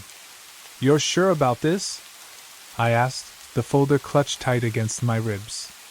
"As sure as I can be," he muttered, voice strained. "Places like this, the Dominion used them. Hidden hubs. Early anchors. Before they moved to more modern systems." We made our way inside carefully, stepping over broken pews and mossy stone. The interior had collapsed in places, exposing yawning pits where the floor once held strong. And there, behind what must have been the altar, a hatch. Metal. Out of place among the ancient stone. As we approached, Harrow hesitated. His fingers twitched at his sides. I should have seen it coming. The sharp prick against my neck was almost gentle. A whisper of a sting, nothing more. I spun around too late. Harrow stood there, syringe in hand, his face pale, almost apologetic. "You don't understand," he said. "I thought I could fight them, once. I thought truth mattered. But you can't fight the architects of reality. You either join them, or you disappear." The world tilted, colors bleeding together. My legs buckled. I hit the cold stone floor, consciousness slipping like sand through my fingers. Before I blacked out completely, I heard heavy boots crunching through debris. Saw the glint of something metallic catching the broken sunlight. Voices, sharp and clinical. Dominion agents. I had trusted the wrong person. Again. Somewhere deep inside the fog swallowing me, a spark of anger flared to life. This wasn't over. They could drug me, erase me, rebuild me. But this time, I knew. And knowledge, I realized, was the one thing they feared more than anything. When I woke up, it was dark. Cold. Damp. I was chained to a stone pillar in some underground vault. Across the room, the rescriptor device, or a fragment of it, sat under a heavy canvas tarp. A rough outline of gears and wires made it look half alive. They hadn't destroyed it yet. They needed me for something. But they had made a mistake. They underestimated how much of me still remained, the parts they couldn't erase with syringes or machines. I flexed my wrists against the cuffs. Old, rusty. Not Dominion tech. Monastic relics. Good. Because the next time I ran into Elias Harrow, if I survived long enough, I wasn't going to make the mistake of trusting anyone again. And as for the Dominion, they were going to find out what happened when a memory refuses to die. Chains dig into your skin differently when you know they're not just physical.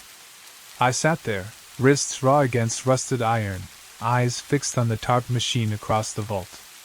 Every now and then, I caught glimmers of it, intricate gears meshing with crystal veins that pulsed faintly under the canvas, almost like breathing. This wasn't a relic. It was still alive in some way. And if the Dominion had their way, it would be the tool that wiped my slate clean. Again. The door creaked open. A figure entered, not Harrow this time, but someone else. A woman, tall and severe, wearing a plain gray suit. No insignia, no weapon visible, but she radiated authority like a second skin. Ambiance, she said, voice clipped, professional. Subject 046731A. The way she spoke my name made it feel like a catalog item, a misplaced file in need of correction. You must have questions, she continued, pulling a battered metal chair across the stone floor to sit opposite me. Let's answer some before you're reprocessed. I didn't respond. I didn't need to. My silence was answer enough. You're chasing shadows, she said. The archive. The blueprints. The rescriptors. You think they're weapons? Tools for oppression. But they were never meant for that. She leaned in closer, and for the first time, I caught something beneath her professional armor. Weariness. Maybe even regret. The builders of memory created the first rescriptors centuries ago, she said. Not to control humanity. To save it. I frowned, despite myself. The mind is fragile, Miss Vance, she said softly. Wars. Atrocities. Mass extinctions. Some truths shattered entire generations. The builders realized that memory itself was humanity's greatest threat. So they designed anchors. Devices to temper memory. To rewrite suffering into lessons. To erase horrors too devastating to survive intact. She stood and slowly walked around me, her footsteps echoing in the cavernous vault. But time corrupts all things. After the builders disappeared, the Dominion rose from their ashes. Their mission shifted from protection to control. Continuity at any cost. I wanted to scream at her. Ask her why I had to be part of it. Why my life, my mind, had been just another variable in their grand equation. But instead I asked, if you believe this was ever about protection, why are you helping them now? For a moment, she didn't answer. Then she smiled, not cold, not cruel. Just sad. Because some of us still believe, she said. Even if the methods are broken, the alternative, a world without curation, without selective memory, would destroy everything. She turned to leave but hesitated at the door. You'll see the truth soon enough, she said. One way or another. The door slammed shut behind her, plunging me back into darkness. Her words echoed in my head long after the silence swallowed them. Selective memory. Tempered suffering. Rewritten reality. Were they right? Was humanity too fragile to bear its own history? I didn't know anymore. Doubt gnawed at the edges of my anger. If the builders had truly meant to protect us, what did that make me? A liberator? Or a destroyer? But doubt or not, there was no future for me inside this vault. I flexed against the chains again. Felt the old metal groan. The Dominion might have rewritten my past. But my future was still mine to claim. And I was going to tear down the walls they built, no matter what truths waited on the other side. I had spent my whole life believing reality was something solid, reliable. That night, chained to a rotting pillar in a forgotten vault, I watched reality crack like cheap glass. It started with the hum. Low at first, barely noticeable. Then louder, a bass vibration in the stones, the air, even the hollow of my chest. Across the vault, the rescriptor under the tarp began to pulse. Blue light seeped out in thin, shivering lines. They had activated it. I didn't have time to think. Survival snapped into my bones, raw and furious. I twisted against the old cuffs, gritting my teeth until the rusted metal dug bloody grooves into my wrists. I shifted my weight, praying the stone it was bolted into was as old and tired as everything else down here.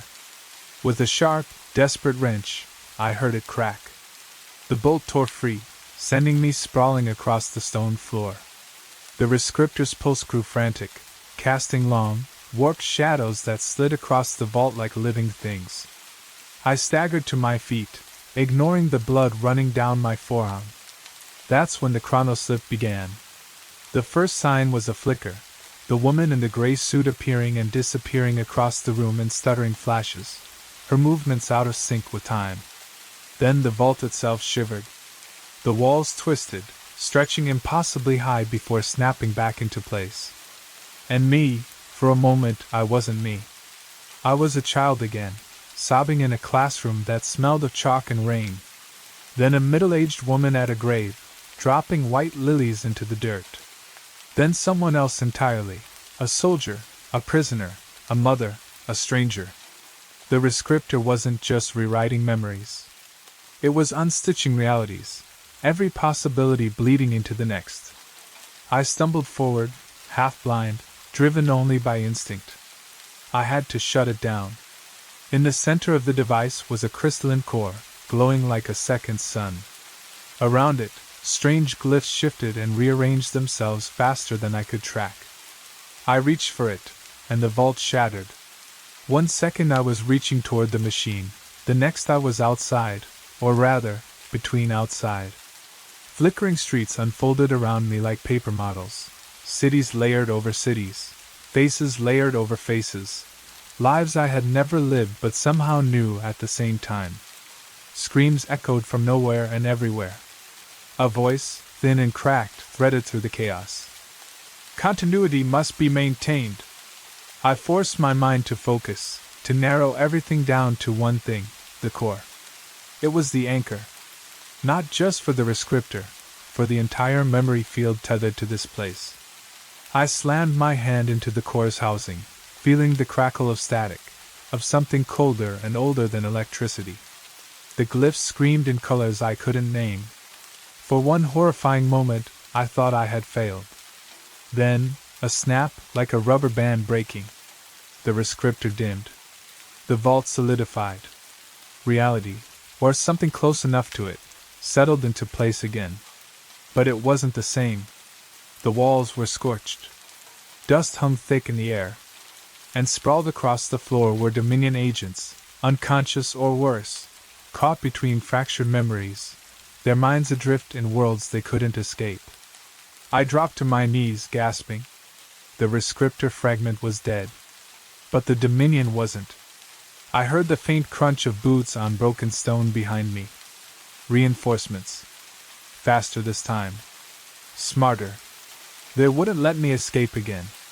I staggered to my feet, blood pounding in my ears, and ran into the shattered night. I had burned one of their anchors. But there were more. And now, they would hunt me without mercy. Running saved my life. But it didn't save my mind. Reality didn't just snap back after the chronoslip. It limped. It bled. Every street I sprinted down flickered at the edges, colors bending wrong, people glitching between versions of themselves like a scratched record skipping through time. I didn't know how long I ran. Minutes? Hours? The city blurred past me, the moon hanging low and sickly in the sky, like it was watching. Judging. The address? No, the coordinates, burned in the back of my mind, as real and urgent as the blood still drying on my wrists. Find the anchor. Find the archive. The city ended without warning. Skyscrapers gave way to hollow fields and cracked highways leading nowhere. And there it was, a door, standing by itself in the middle of an overgrown lot. No walls, no building. Just a single, ancient oak door with a rusted iron handle and carvings spiraling across its surface. The same spiral mark I had seen 100 times now. It shouldn't have existed.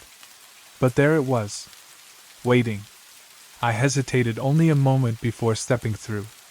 The shift was immediate. 1 second I stood in that dead lot. The next I was inside the archive beneath time. It wasn't like the Delmont archive. No sterile lighting, no cataloged shelves. This place was a labyrinth of memory itself. Towering bookcases bent into impossible angles, staircases looped into each other, and the air buzzed with the silent hum of living knowledge. Each book I passed thrummed under my fingertips. Some were familiar, titles of wars I remembered studying. Others were alien, histories of kingdoms, of species, of worlds I had never heard of. Worlds that maybe had never existed in the version of reality I'd been taught. At the center of the archive stood a massive pedestal. Upon it, a single book, larger than any I'd ever seen, its cover stitched together from countless scraps of memory. The original record. The unaltered, uncorrupted history of everything. It was beautiful. Terrifying. Overwhelming. I moved closer, heart hammering against my ribs. And then I heard the voice. "You don't understand what you're about to do," it said. It was her again, the woman in the gray suit. But here, inside the archive, her presence felt different. Smaller. Human. "You think revealing the truth will save you," she said, stepping into the dim light. "But humanity needs the lie. The weight of everything, every atrocity, every betrayal, every moment rewritten for survival, it will crush them. It will crush you." I stared at her, at the pleading in her eyes. "You'll destroy their minds, their souls," she whispered. "You'll end continuity. You'll end everything." My hands shook as I reached toward the book. Was she right? If I exposed the unfiltered truth, would I free humanity, or destroy it? I thought about the memories they'd stolen from me. The childhoods I never lived. The lives they erased. I thought about everyone walking through the fractured streets above, believing in a world stitched together by lies. I thought about the Dominion, about how control had replaced choice. How survival had replaced freedom. And I knew what I had to do. Even if it broke everything. Even if it broke me. I placed my hand on the cover. The archive responded instantly, thrumming under my palm. Pages began to turn, faster and faster, the air thickening with a rising, roaring storm of unleashed memory. Behind me, the woman screamed. Ahead of me, the world began to fracture. And somewhere deep inside, the part of me they hadn't managed to rewrite smiled. It was time to set the truth free. The moment my hand touched the original record, reality broke open like a wound. It wasn't gradual. There was no mercy in it. One heartbeat, I was standing in the archive. The next, I was standing everywhere at once. I saw cities I had never set foot in, burning under skies torn open by wars erased from textbooks. I saw people, thousands, millions, flashing through versions of themselves, lives rewritten so many times that the seams were starting to show. I heard prayers in dead languages. I heard the first and last screams of forgotten nations. And through it all, I felt them, the builders, the Dominion, the keepers, the ones who thought they could play God with memory. Their walls were falling. Their anchors were shattering. And in that collapse, I finally understood what Harrow had warned me about. The truth wasn't clean. It wasn't safe. It was jagged and brutal and beautiful, all at once. The woman in the gray suit, her name, now uncovered in my mind, was Linnea Carroll, tried to pull me away from the record, screaming that there was still time to undo it. To rebuild. But I knew better. The world didn't need another lie layered on top of broken foundations. It needed to be torn down, roots and all, even if it left nothing standing for a while. I gripped the edge of the book tighter. Pages turned faster, catching fire as they spun. Outside the archive, the Dominion crumbled. Their agents collapsed in the streets, stripped of the memories that once anchored their loyalty. Towers blinked out of existence. Names, histories, even currencies dissolved like sand in the tide. And with every collapse, something unexpected bloomed. Memory. True, raw, terrible memory. Children woke from lives they never lived. Elders remembered wars that had been edited into fairy tales. Survivors remembered injustices that had been painted over with shiny, empty myths. It wasn't beautiful. It wasn't easy. But it was real. The archive, now free, began to disintegrate around me, its duty complete. Cracks raced through the marble floor. Books flew apart in great flocks of burning paper. Linnea gave me one last look, not of anger, but of something closer to mourning, before she too faded into the collapsing memoryscape, carried off by the truth she had spent her life trying to contain. I stood alone as the final pages of the record burned away, feeling the weight of 1,000 forgotten realities settle back onto a world that had almost forgotten itself. And me? I walked out of the archive and into a world gasping its first real breath in centuries. There would be chaos. There would be pain. But there would also be freedom. And for the first time in what might have been hundreds of lifetimes, I wasn't a variable, a puppet, or a test subject. I was something else. I was Amara Vance, whatever that truly meant, and the story ahead of me was mine to write, scars and all. Behind me, the archive collapsed into nothingness, leaving only open sky. Ahead of me, a broken, beautiful world waited. No more continuity. No more lies. Only truth. The rain hammered against the windows like 1,000 whispering hands, each drop tapping a private message I couldn't quite understand. The city outside blurred into an endless smear of neon and smoke, a place where secrets festered in the cracks no one dared to look at.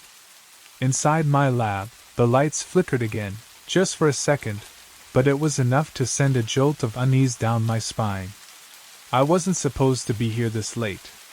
Strict protocols. Badge access only after midnight. But a stubborn algorithm I'd been debugging all day refused to cooperate, and pride had kept me rooted to my desk. Pride, and the gnawing emptiness that came from knowing my work was little more than glorified data sanitation. Strip out the anomalies, polish the numbers, bury the noise. That's what they'd paid me for. That's what I was good at. Until tonight. I noticed it by accident. An encrypted subdirectory buried under 3 layers of dummy files. No labels, no origin trace, just a pulsing string of corrupted data, except it wasn't corrupted. It was coded. A different language woven into the raw biofeedback streams we monitored. I hesitated, glancing over my shoulder at the darkened lab. No one else. Only the hum of servers and the faint scent of ozone from overworked electronics. Against my better judgment, I opened the file. The screen blinked once, then flooded with information. Project Whispering Cells, Behavioral Modulation Trials Phase 4. My breath caught. Neural mapping grids. Nanotech schematics. Clinical reports with subjects listed only by numbers. Compliance indices. Memory coherence ratings. What the hell? I whispered, the words lost in the cold whir of the air conditioning. Every instinct screamed at me to shut it down, to walk away. This wasn't just restricted data, this was something else. Something alive and breathing beneath the surface of what we thought we knew about mind science. I scrolled faster, unable to stop myself. Test sites listed by coordinates, no names, just strings of numbers. Success rates above 90%. Behavioral anomalies corrected. My palms were slick with sweat. I wiped them against my lab coat, swallowing hard. This wasn't an experiment. It was a goddamn blueprint. A sudden noise behind me, the soft metallic click of a door swinging shut, made me jerk upright. I spun around. Nothing. Just shadows folding against themselves in the corners of the room. I tried to laugh it off, but it sounded hollow, even to me. Still, when I looked back at the screen, the file was gone. Closed. Erased. As if it had never existed. I stared at the blank desktop, heart pounding in my ears. I knew better than to think it was just a glitch. I knew, somehow, deep in my marrow, that someone had been watching. And that I'd just become a part of something far, far bigger than I was ready for. Somewhere outside, through the rain and static, a low, rhythmic hum rose and fell, like the city itself was breathing, like it was whispering to me. Or warning me? I shoved my laptop into my bag and fled the building, the feeling of unseen eyes dragging against my back the whole way. But even as I ran, I knew it was already too late. Whatever I'd found, it had already found me first. I barely slept that night. Every time I closed my eyes, I saw fragments of that file bleeding through the darkness, grids of neurons lighting up, synthetic molecules latching onto brain tissue like parasites. By morning, my paranoia had calcified into something heavier. Not fear exactly, but a jagged sense of inevitability. Like stepping off a ledge and knowing the ground was already rushing up to meet you. Still, I had to know more. I needed proof. Concrete, undeniable proof that what I saw wasn't just some hallucination brought on by fatigue and caffeine withdrawal. By midday, I was sitting in my cramped apartment, laptop on the battered kitchen table, a crude VPN masking my location as I scraped the lab servers for anything they hadn't already scrubbed. Nothing. The directory was gone, overwritten with meaningless junk data. Whoever erased it knew exactly what they were doing. But I had one thing they didn't account for, a single corrupted cache file accidentally saved on my terminal's local storage when I first opened the document. Not the whole project, just fragments. Enough to hint at something monstrous. The file contained a list of trial codes and dates. But the most chilling piece was buried deeper, almost like an afterthought. A set of personal identifiers. Trial subjects, Phase 0. I skimmed the list, heart thudding. Most of the names were redacted, but the ones left visible sent ice through my veins. Colleagues. Neighbors. Even casual acquaintances I barely remembered meeting. Faces flashed in my mind, the oddly robotic way some people acted lately, how their opinions shifted overnight like synchronized schools of fish.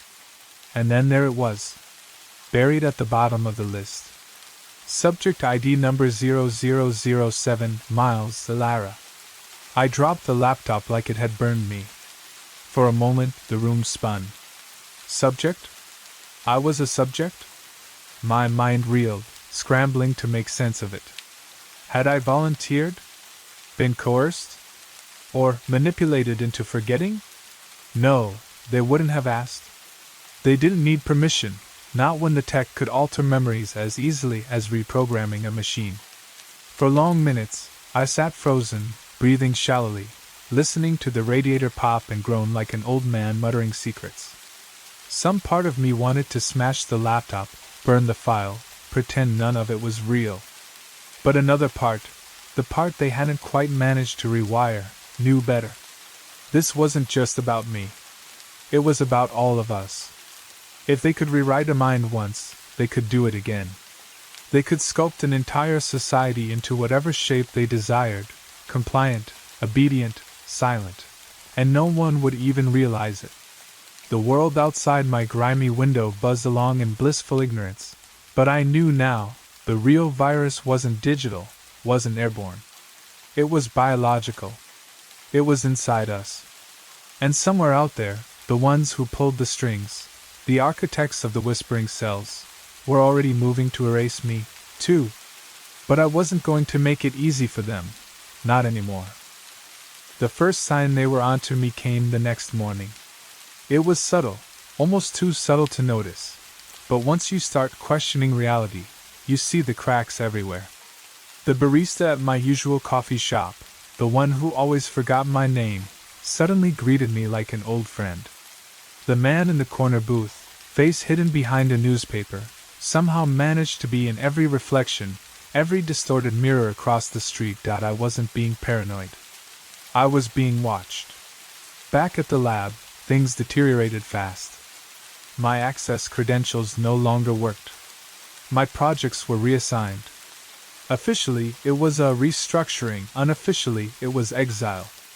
A polite way of boxing me in before I realized just how deep I'd already fallen. That's when they came. Two figures in pressed gray suits, wearing the kind of bland smiles that didn't quite reach their eyes. They cornered me outside the building just after sunset, blocking the narrow alley that led to the parking lot. "Dr. Miles," the woman said, her voice smooth and sharp like a scalpel. "We'd like to have a word." I should have run. I should have screamed. But some perverse instinct rooted me to the spot. They introduced themselves as representatives of the Directorate of Cognitive Harmony, an innocuous-sounding division I had never heard of. I didn't need to. I already knew what they were. Enforcers. custodians of the project. We understand you've encountered some sensitive materials, the man said, tilting his head like a curious bird. You should know, Dr. Miles, you signed confidentiality agreements upon your employment. Agreements you are now dangerously close to violating. I never signed anything about human experimentation. I snapped before I could stop myself. The woman's smile widened, almost pitying. Is that what you remember? She asked gently. The implication hit harder than any physical blow. Is that what you remember? They weren't threatening to punish me. They were threatening to reprogram me. My chest tightened as a low, thrumming sensation prickled at the base of my skull, a resonance I could feel but not hear. My instincts screamed at me. They're trying to trigger it now. I stumbled backward, head pounding, and bolted. I don't remember how I got home. Fragments only, running through puddles, the flash of headlights, the metallic tang of fear clogging my throat. By the time I slammed the door behind me and locked it twice, my hands were shaking so badly I could barely breathe. The directorate wasn't here to cover up a few files. They were here to preserve the system, the silent, biological empire they had built inside our minds. And I was now classified as a threat. Somewhere, hidden behind endless bureaucratic facades, they watched us all, pulling levers we couldn't even see. And if I wanted to survive, if I wanted the truth, I would have to beat them at their own game, starting now. Paranoia sharpened every sense. I stopped using my phone. Paid for everything in cash. Moved from place to place, sleeping in cheap motels where the staff didn't ask questions and the cameras were, mysteriously, broken. Still, I never really felt safe. Not with the directorate out there, not with what was already inside me. But fear was a luxury I couldn't afford anymore. I had one advantage. They had tampered with my memories, but not completely. Tiny slivers remained, flashes of forgotten meetings, strange medical tests disguised as wellness checkups, nights where hours simply disappeared. Clues buried inside my own mind. Using encrypted back channels once favored by radical academics, I found an old contact. A hacker known only as Moth, someone who specialized in cracking biotech security systems. It took all the leverage I had, but Moth agreed to meet. The meeting spot was a derelict arcade on the city's southern edge, the air thick with mold and stale electricity. Moth turned out to be a wiry kid barely out of his teens, face hidden behind a cracked VR visor, voice distorted through a cheap voice modulator. You're looking for ghost files, he said after I explained. Things they tried to erase but couldn't. Deep layers. Buried under sensor telemetry, not in the mainframes. I leaned closer. Can you find them? He gave a low, glitchy chuckle. Already did. Moth slid a drive across the grimy table. This'll get you in. But it's not free. Once you go looking, they'll come harder. They always do. Back in my motel room, I loaded the drive onto an air-gapped laptop, hard hammering. What I found wasn't just confirmation, it was a goddamn horror show. Neurochemical maps of entire neighborhoods. Behavioral compliance charts. Live updates tracking deviations in subjects, not just in prisons or hospitals, but public schools, shopping malls, transit stations. Cities turned into petri dishes. They hadn't targeted criminals or dissidents. They had targeted everyone. An entire generation groomed to obey, to conform, their rebellion siphoned off before it could ever spark. I stared at the screen, numb. Somewhere in the mess of files was another name, mine. Miles Zalara. Priority candidate. Stable behavioral pattern post-modification. I wanted to scream. I wanted to tear the machine apart with my bare hands. Instead, I copied everything. They thought they had erased me. They thought compliance was permanent. They were wrong. Because somewhere in their perfect design, a flaw had bloomed, the one thing they hadn't anticipated. Memory may be fragile. But anger? Anger endures. I knew I couldn't do this alone. The more I dug into the ghost files, the more a name kept surfacing: Dr. Theo Vance, a former neuroarchitect, listed as terminated in the Directorate's internal records. No death certificate. No obituary. Just vanished. But according to Moth's dark web tracers, Vance was alive. Barely. Living off-grid in the crumbling industrial zone beyond the city limits, where the air tasted of rust and broken promises. I found him inside an abandoned textile mill, surrounded by old servers coughing out heat and static like dying animals. He was older than I expected, hollow-cheeked, haunted eyes, wearing clothes stiff with dust. "You shouldn't have come here," he rasped when he saw me. His voice carried the weight of someone who had been betrayed by his own mind more than once. "I need answers," I said, trying to keep my voice steady. "About whispering cells. About me." For a long moment he just stared. Then, almost reluctantly, he gestured for me to follow. He led me deeper into the mill, past gutted machines and piles of moldy blueprints. Finally, in a windowless room lit only by flickering monitors, he spoke. "You're not who you think you are, Dr. Miles," he said quietly. "None of us are." Theo explained everything. Whispering cells wasn't just about controlling behavior. It was about reprogramming it from the inside out. The implants weren't physical, but biological, custom-engineered nanostructures, integrated into neural pathways like invasive roots. They could suppress memories, rewrite emotional responses, even simulate a lifetime of experiences that had never actually happened. We weren't being coerced. We were being reauthored. "They didn't just want obedience," Theo said, eyes gleaming with a kind of desperate madness. "They wanted belief. Real, unbreakable belief that whatever life they wrote for you was yours." I felt sick. A deep, wrenching nausea that no medicine could cure. "How many?" I whispered. Theo looked away. "More than you can save." For a long time, we sat there in silence, the hum of dying machines our only company. Finally, he handed me a battered hard drive. "This is everything I managed to steal before they found me. Project cores. Names. Control schematics." I hesitated. "Why me?" A bitter smile twisted his mouth. "Because you're not just the subject. You're the prototype. The first successful case. They built you to survive, to adapt under pressure. You're the proof of concept." The room spun. I gripped the edge of the table to steady myself. All the gaps in my memories. All the dreams that never made sense. All the emotions that felt foreign. I wasn't a glitch in their system. I was their masterpiece.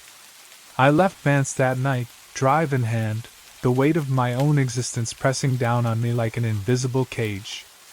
Outside, the wind carried a faint, pulsing hum, almost too soft to hear, whispering promises of order, of peace, of compliance. But I was done listening. If they wanted their perfect creation back, they were going to have to fight for it. The hard drive Theo gave me wasn't just data. It was a graveyard. Over the next few days, holed up in a forgotten storage unit under the highway, I sifted through the files, each entry another tombstone carved into my sanity. Case after case of experimentation. Children, teenagers, adults, all tagged, modified, reprogrammed. Some flagged as failed integration and marked for neutralization. Others listed under full assimilation. Their new identities logged with sterile precision. One file stopped me cold, Sector 12B, Phase 1 Field Trials. I opened it. Photographs flickered on the screen. Crowded public parks. Shopping malls. Schools. Ordinary people smiling in grainy snapshots, unaware that invisible threads had already wrapped around their minds, puppeteering their lives. My hand shook as I clicked deeper. There they were, names and faces I knew. My old high school teacher. A neighbor who used to bring my family fresh vegetables every summer. A woman I once rode the subway with, who used to hum under her breath, always sang the same broken song. Each one had a control index. Each one had compliance scores. Each one, a casualty in a war no one even realized they were fighting. The drive also contained incident reports, chilling logs detailing when control slipped. Cases where implanted subjects began questioning reality, experiencing dissociative episodes. The solution was always the same: recalibration or removal. One phrase kept appearing in the files again and again. Deviation detected. Subject reset. Reset. Like broken toys. I slammed the laptop shut, bow rising in my throat. It wasn't just isolated experiments. It wasn't just me.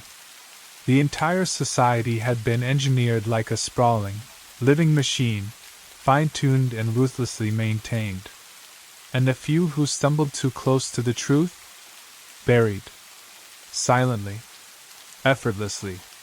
Somewhere deep inside the drive, buried beneath encrypted folders, was a set of new coordinates. Field office locations. Central transmission hubs. Names of higher-tier operatives within the directorate itself, including one located just 10 miles from where I sat, right now. For the first time, I realized this wasn't just about survival anymore. It was about war.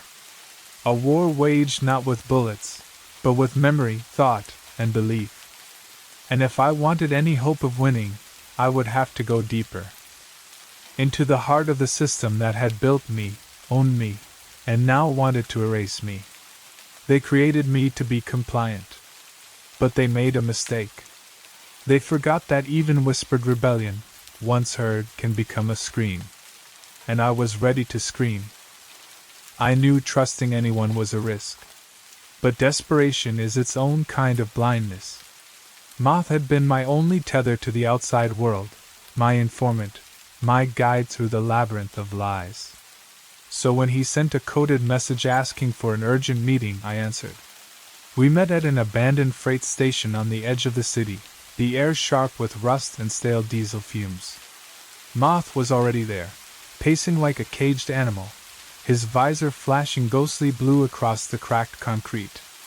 I found something, he said without preamble, voice distorted through the modulator. A live transmission feed from the Directorate's inner circle.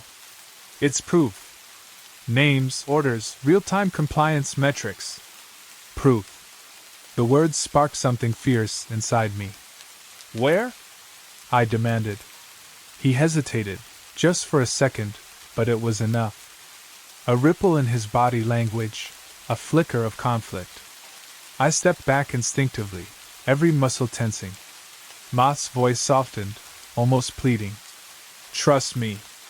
You have to see it for yourself. Something in me screamed no, but I needed that proof. I needed to believe at least one person hadn't been compromised. He led me deeper into the freight yard, toward a forgotten maintenance shack half swallowed by weeds and shadow. The moment I stepped through the door, I knew it was a trap. Two figures emerged from the darkness, Directorate agents, their gray suits almost invisible in the gloom. The same blank, hollow eyes. The same terrible calm. Moth didn't run. He didn't fight. He simply stood there, trembling, visor tilted downward. He hadn't betrayed me by choice. He had been activated. Compliance override. The agents moved toward me, clinical and silent. Somewhere, buried deep in my brain, I felt the resonance start again, that low, sickening hum designed to short-circuit resistance, to kneel my mind under their command. But they had underestimated the prototype they built. They had engineered me to be adaptable, and I had adapted. I bit down hard on the inside of my cheek until blood filled my mouth, grounding myself in the pain, anchoring my mind against the synthetic pull. Then I ran. Gunshots cracked the night behind me, but I didn't look back. I ducked through shattered fences, slipped between derelict trains, heart hammering like a war drum. I didn't stop running until the city swallowed me whole again, its neon arteries pulsing all around.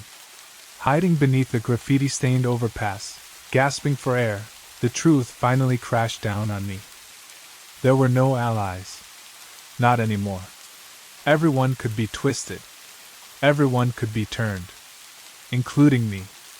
I pulled my jacket tighter around my body, staring into the swirling darkness beyond the concrete. If I wanted to bring the directorate down, it would have to be alone. Completely, utterly alone. I moved like a ghost through the city. No electronics. No contact. No pattern. Survival meant becoming invisible even to myself. It was the coordinates from Theo's stolen drive that led me to it, buried in the industrial district where old factories had rotted into hollow tombs. According to the files, this was one of the primary emitters, a hub for the biosignals controlling millions. The facility was hidden beneath a crumbling shipping warehouse, its rusted doors chained shut and forgotten by the world above. But underground, the heartbeat of the city pulsed differently, steady, mechanical, alive. I pried open a maintenance hatch and slipped into the guts of the structure. What I found was worse than anything I'd imagined. The walls of the corridor pulsed faintly, coated with a living mesh of biocircuitry. Fiber optics braided with organic tissue, humming at frequencies just beyond human hearing. The air itself vibrated, a low resonance threading through my bones. It wasn't radiation. It wasn't chemicals. It was sound, biological sound waves, tuned to trigger responses buried deep in the brain's architecture. Compliance. Obedience. Submission. The city above wasn't being controlled by force. It was being lulled, soothed into docility by a constant, silent broadcast. The files had called the Whisperfield. No wonder no one noticed the erosion of thought, the fading of rebellion. No wonder memories bent so easily, like trees in a poisoned wind.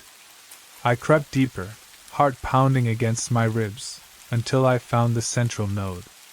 A massive crystalline structure sat in the center of a cavernous chamber, suspended in electromagnetic fields. Around it, technicians moved like shadows, monitoring arrays of biological transmitters grafted into the walls. At the far end of the room, a digital interface displayed a constant stream of data: compliance rates, deviation incidents, emotional indices. 98.7% societal stability achieved. The remaining 1.3%? Probably people like me. Aberrations. Defects. I realized then that no rebellion could survive for long. Not without sabotaging the source itself. But even as I stared at the impossible, a deeper terror took root. The Whisperfield wasn't just limited to this facility. Through a tangled web of subterranean cables and hidden towers disguised as civilian infrastructure, cell towers, water pipes, traffic signals, the signal blanketed the city like a second atmosphere. Destroying one hub would be a blow. But it wouldn't be enough to end the system. I needed to find the central command relay. The true heart. The question was, could I get that close without the Whisperfield finally cracking my mind apart? As I stood in the shadows, invisible and trembling, a low vibration tickled the back of my skull, a signal spike. They knew someone was here. I had minutes at most. This wasn't just a rescue mission anymore. This was sabotage. This was war. And either I would silence the Whisperfield, or it would silence me. I didn't remember collapsing. I didn't remember falling to my knees in front of the crystalline core, the vibrations of the Whisperfield threading through my mind like invisible needles, probing for weaknesses, hunting the fractures I didn't know existed. All I knew was the sudden, unbearable weight inside my skull, like my memories were being peeled apart, rearranged, rewritten in real time. I clutched my head and gasped as faces blurred and sharpened behind my closed eyelids. My childhood, my parents, my professors, my first love, each memory flickering, warping, shattering into dozens of conflicting versions. Which ones were real?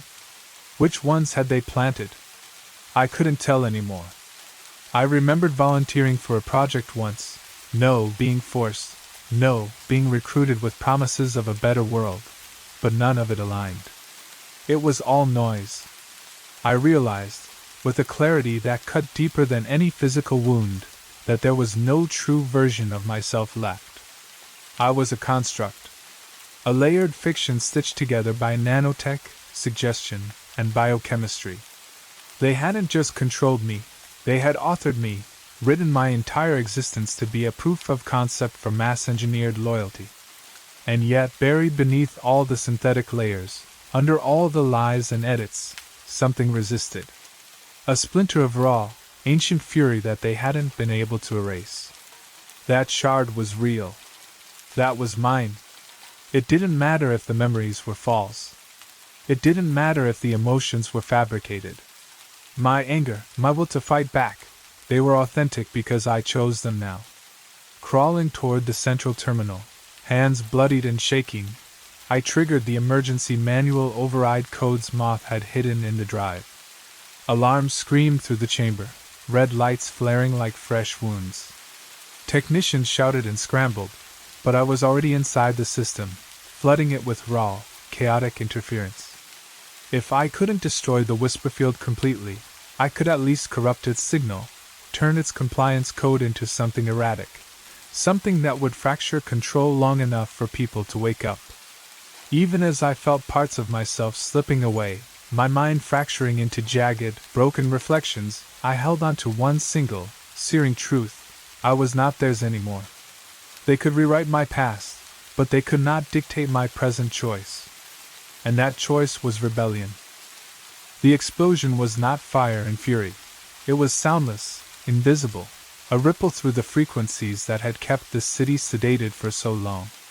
I felt it the moment the sabotage virus detonated inside the Whisperfield's core, a lurching, electric dissonance tearing through the air like the first breath after drowning. Somewhere above me, the city shuddered, stirred, like a sleeper just before waking from a nightmare.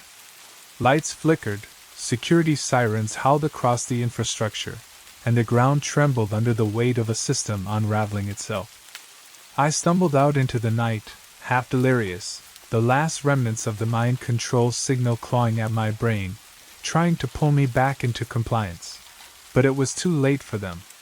People staggered into the streets, eyes wide, dazed, arguing, screaming, crying, their shackles of quiet submission broken. Panic bled into chaos. It was beautiful. I had no illusions about what I had done. Without the Whisperfield's control, the fragile order the Directorate maintained would collapse into something raw, something violent. But it would be real. It would be theirs. Sirens wailed behind me as Directorate forces moved in to contain the damage, but I was already slipping away into the maze of the city. I knew they would come for me. They would hunt me to the ends of the earth for what I had done. But as I disappeared into the swarm of waking minds, a strange peace settled over me. I hadn't just broken their machine. I had reminded the world that control was never perfect, that freedom, even the chaotic, terrifying kind, could never be completely engineered away.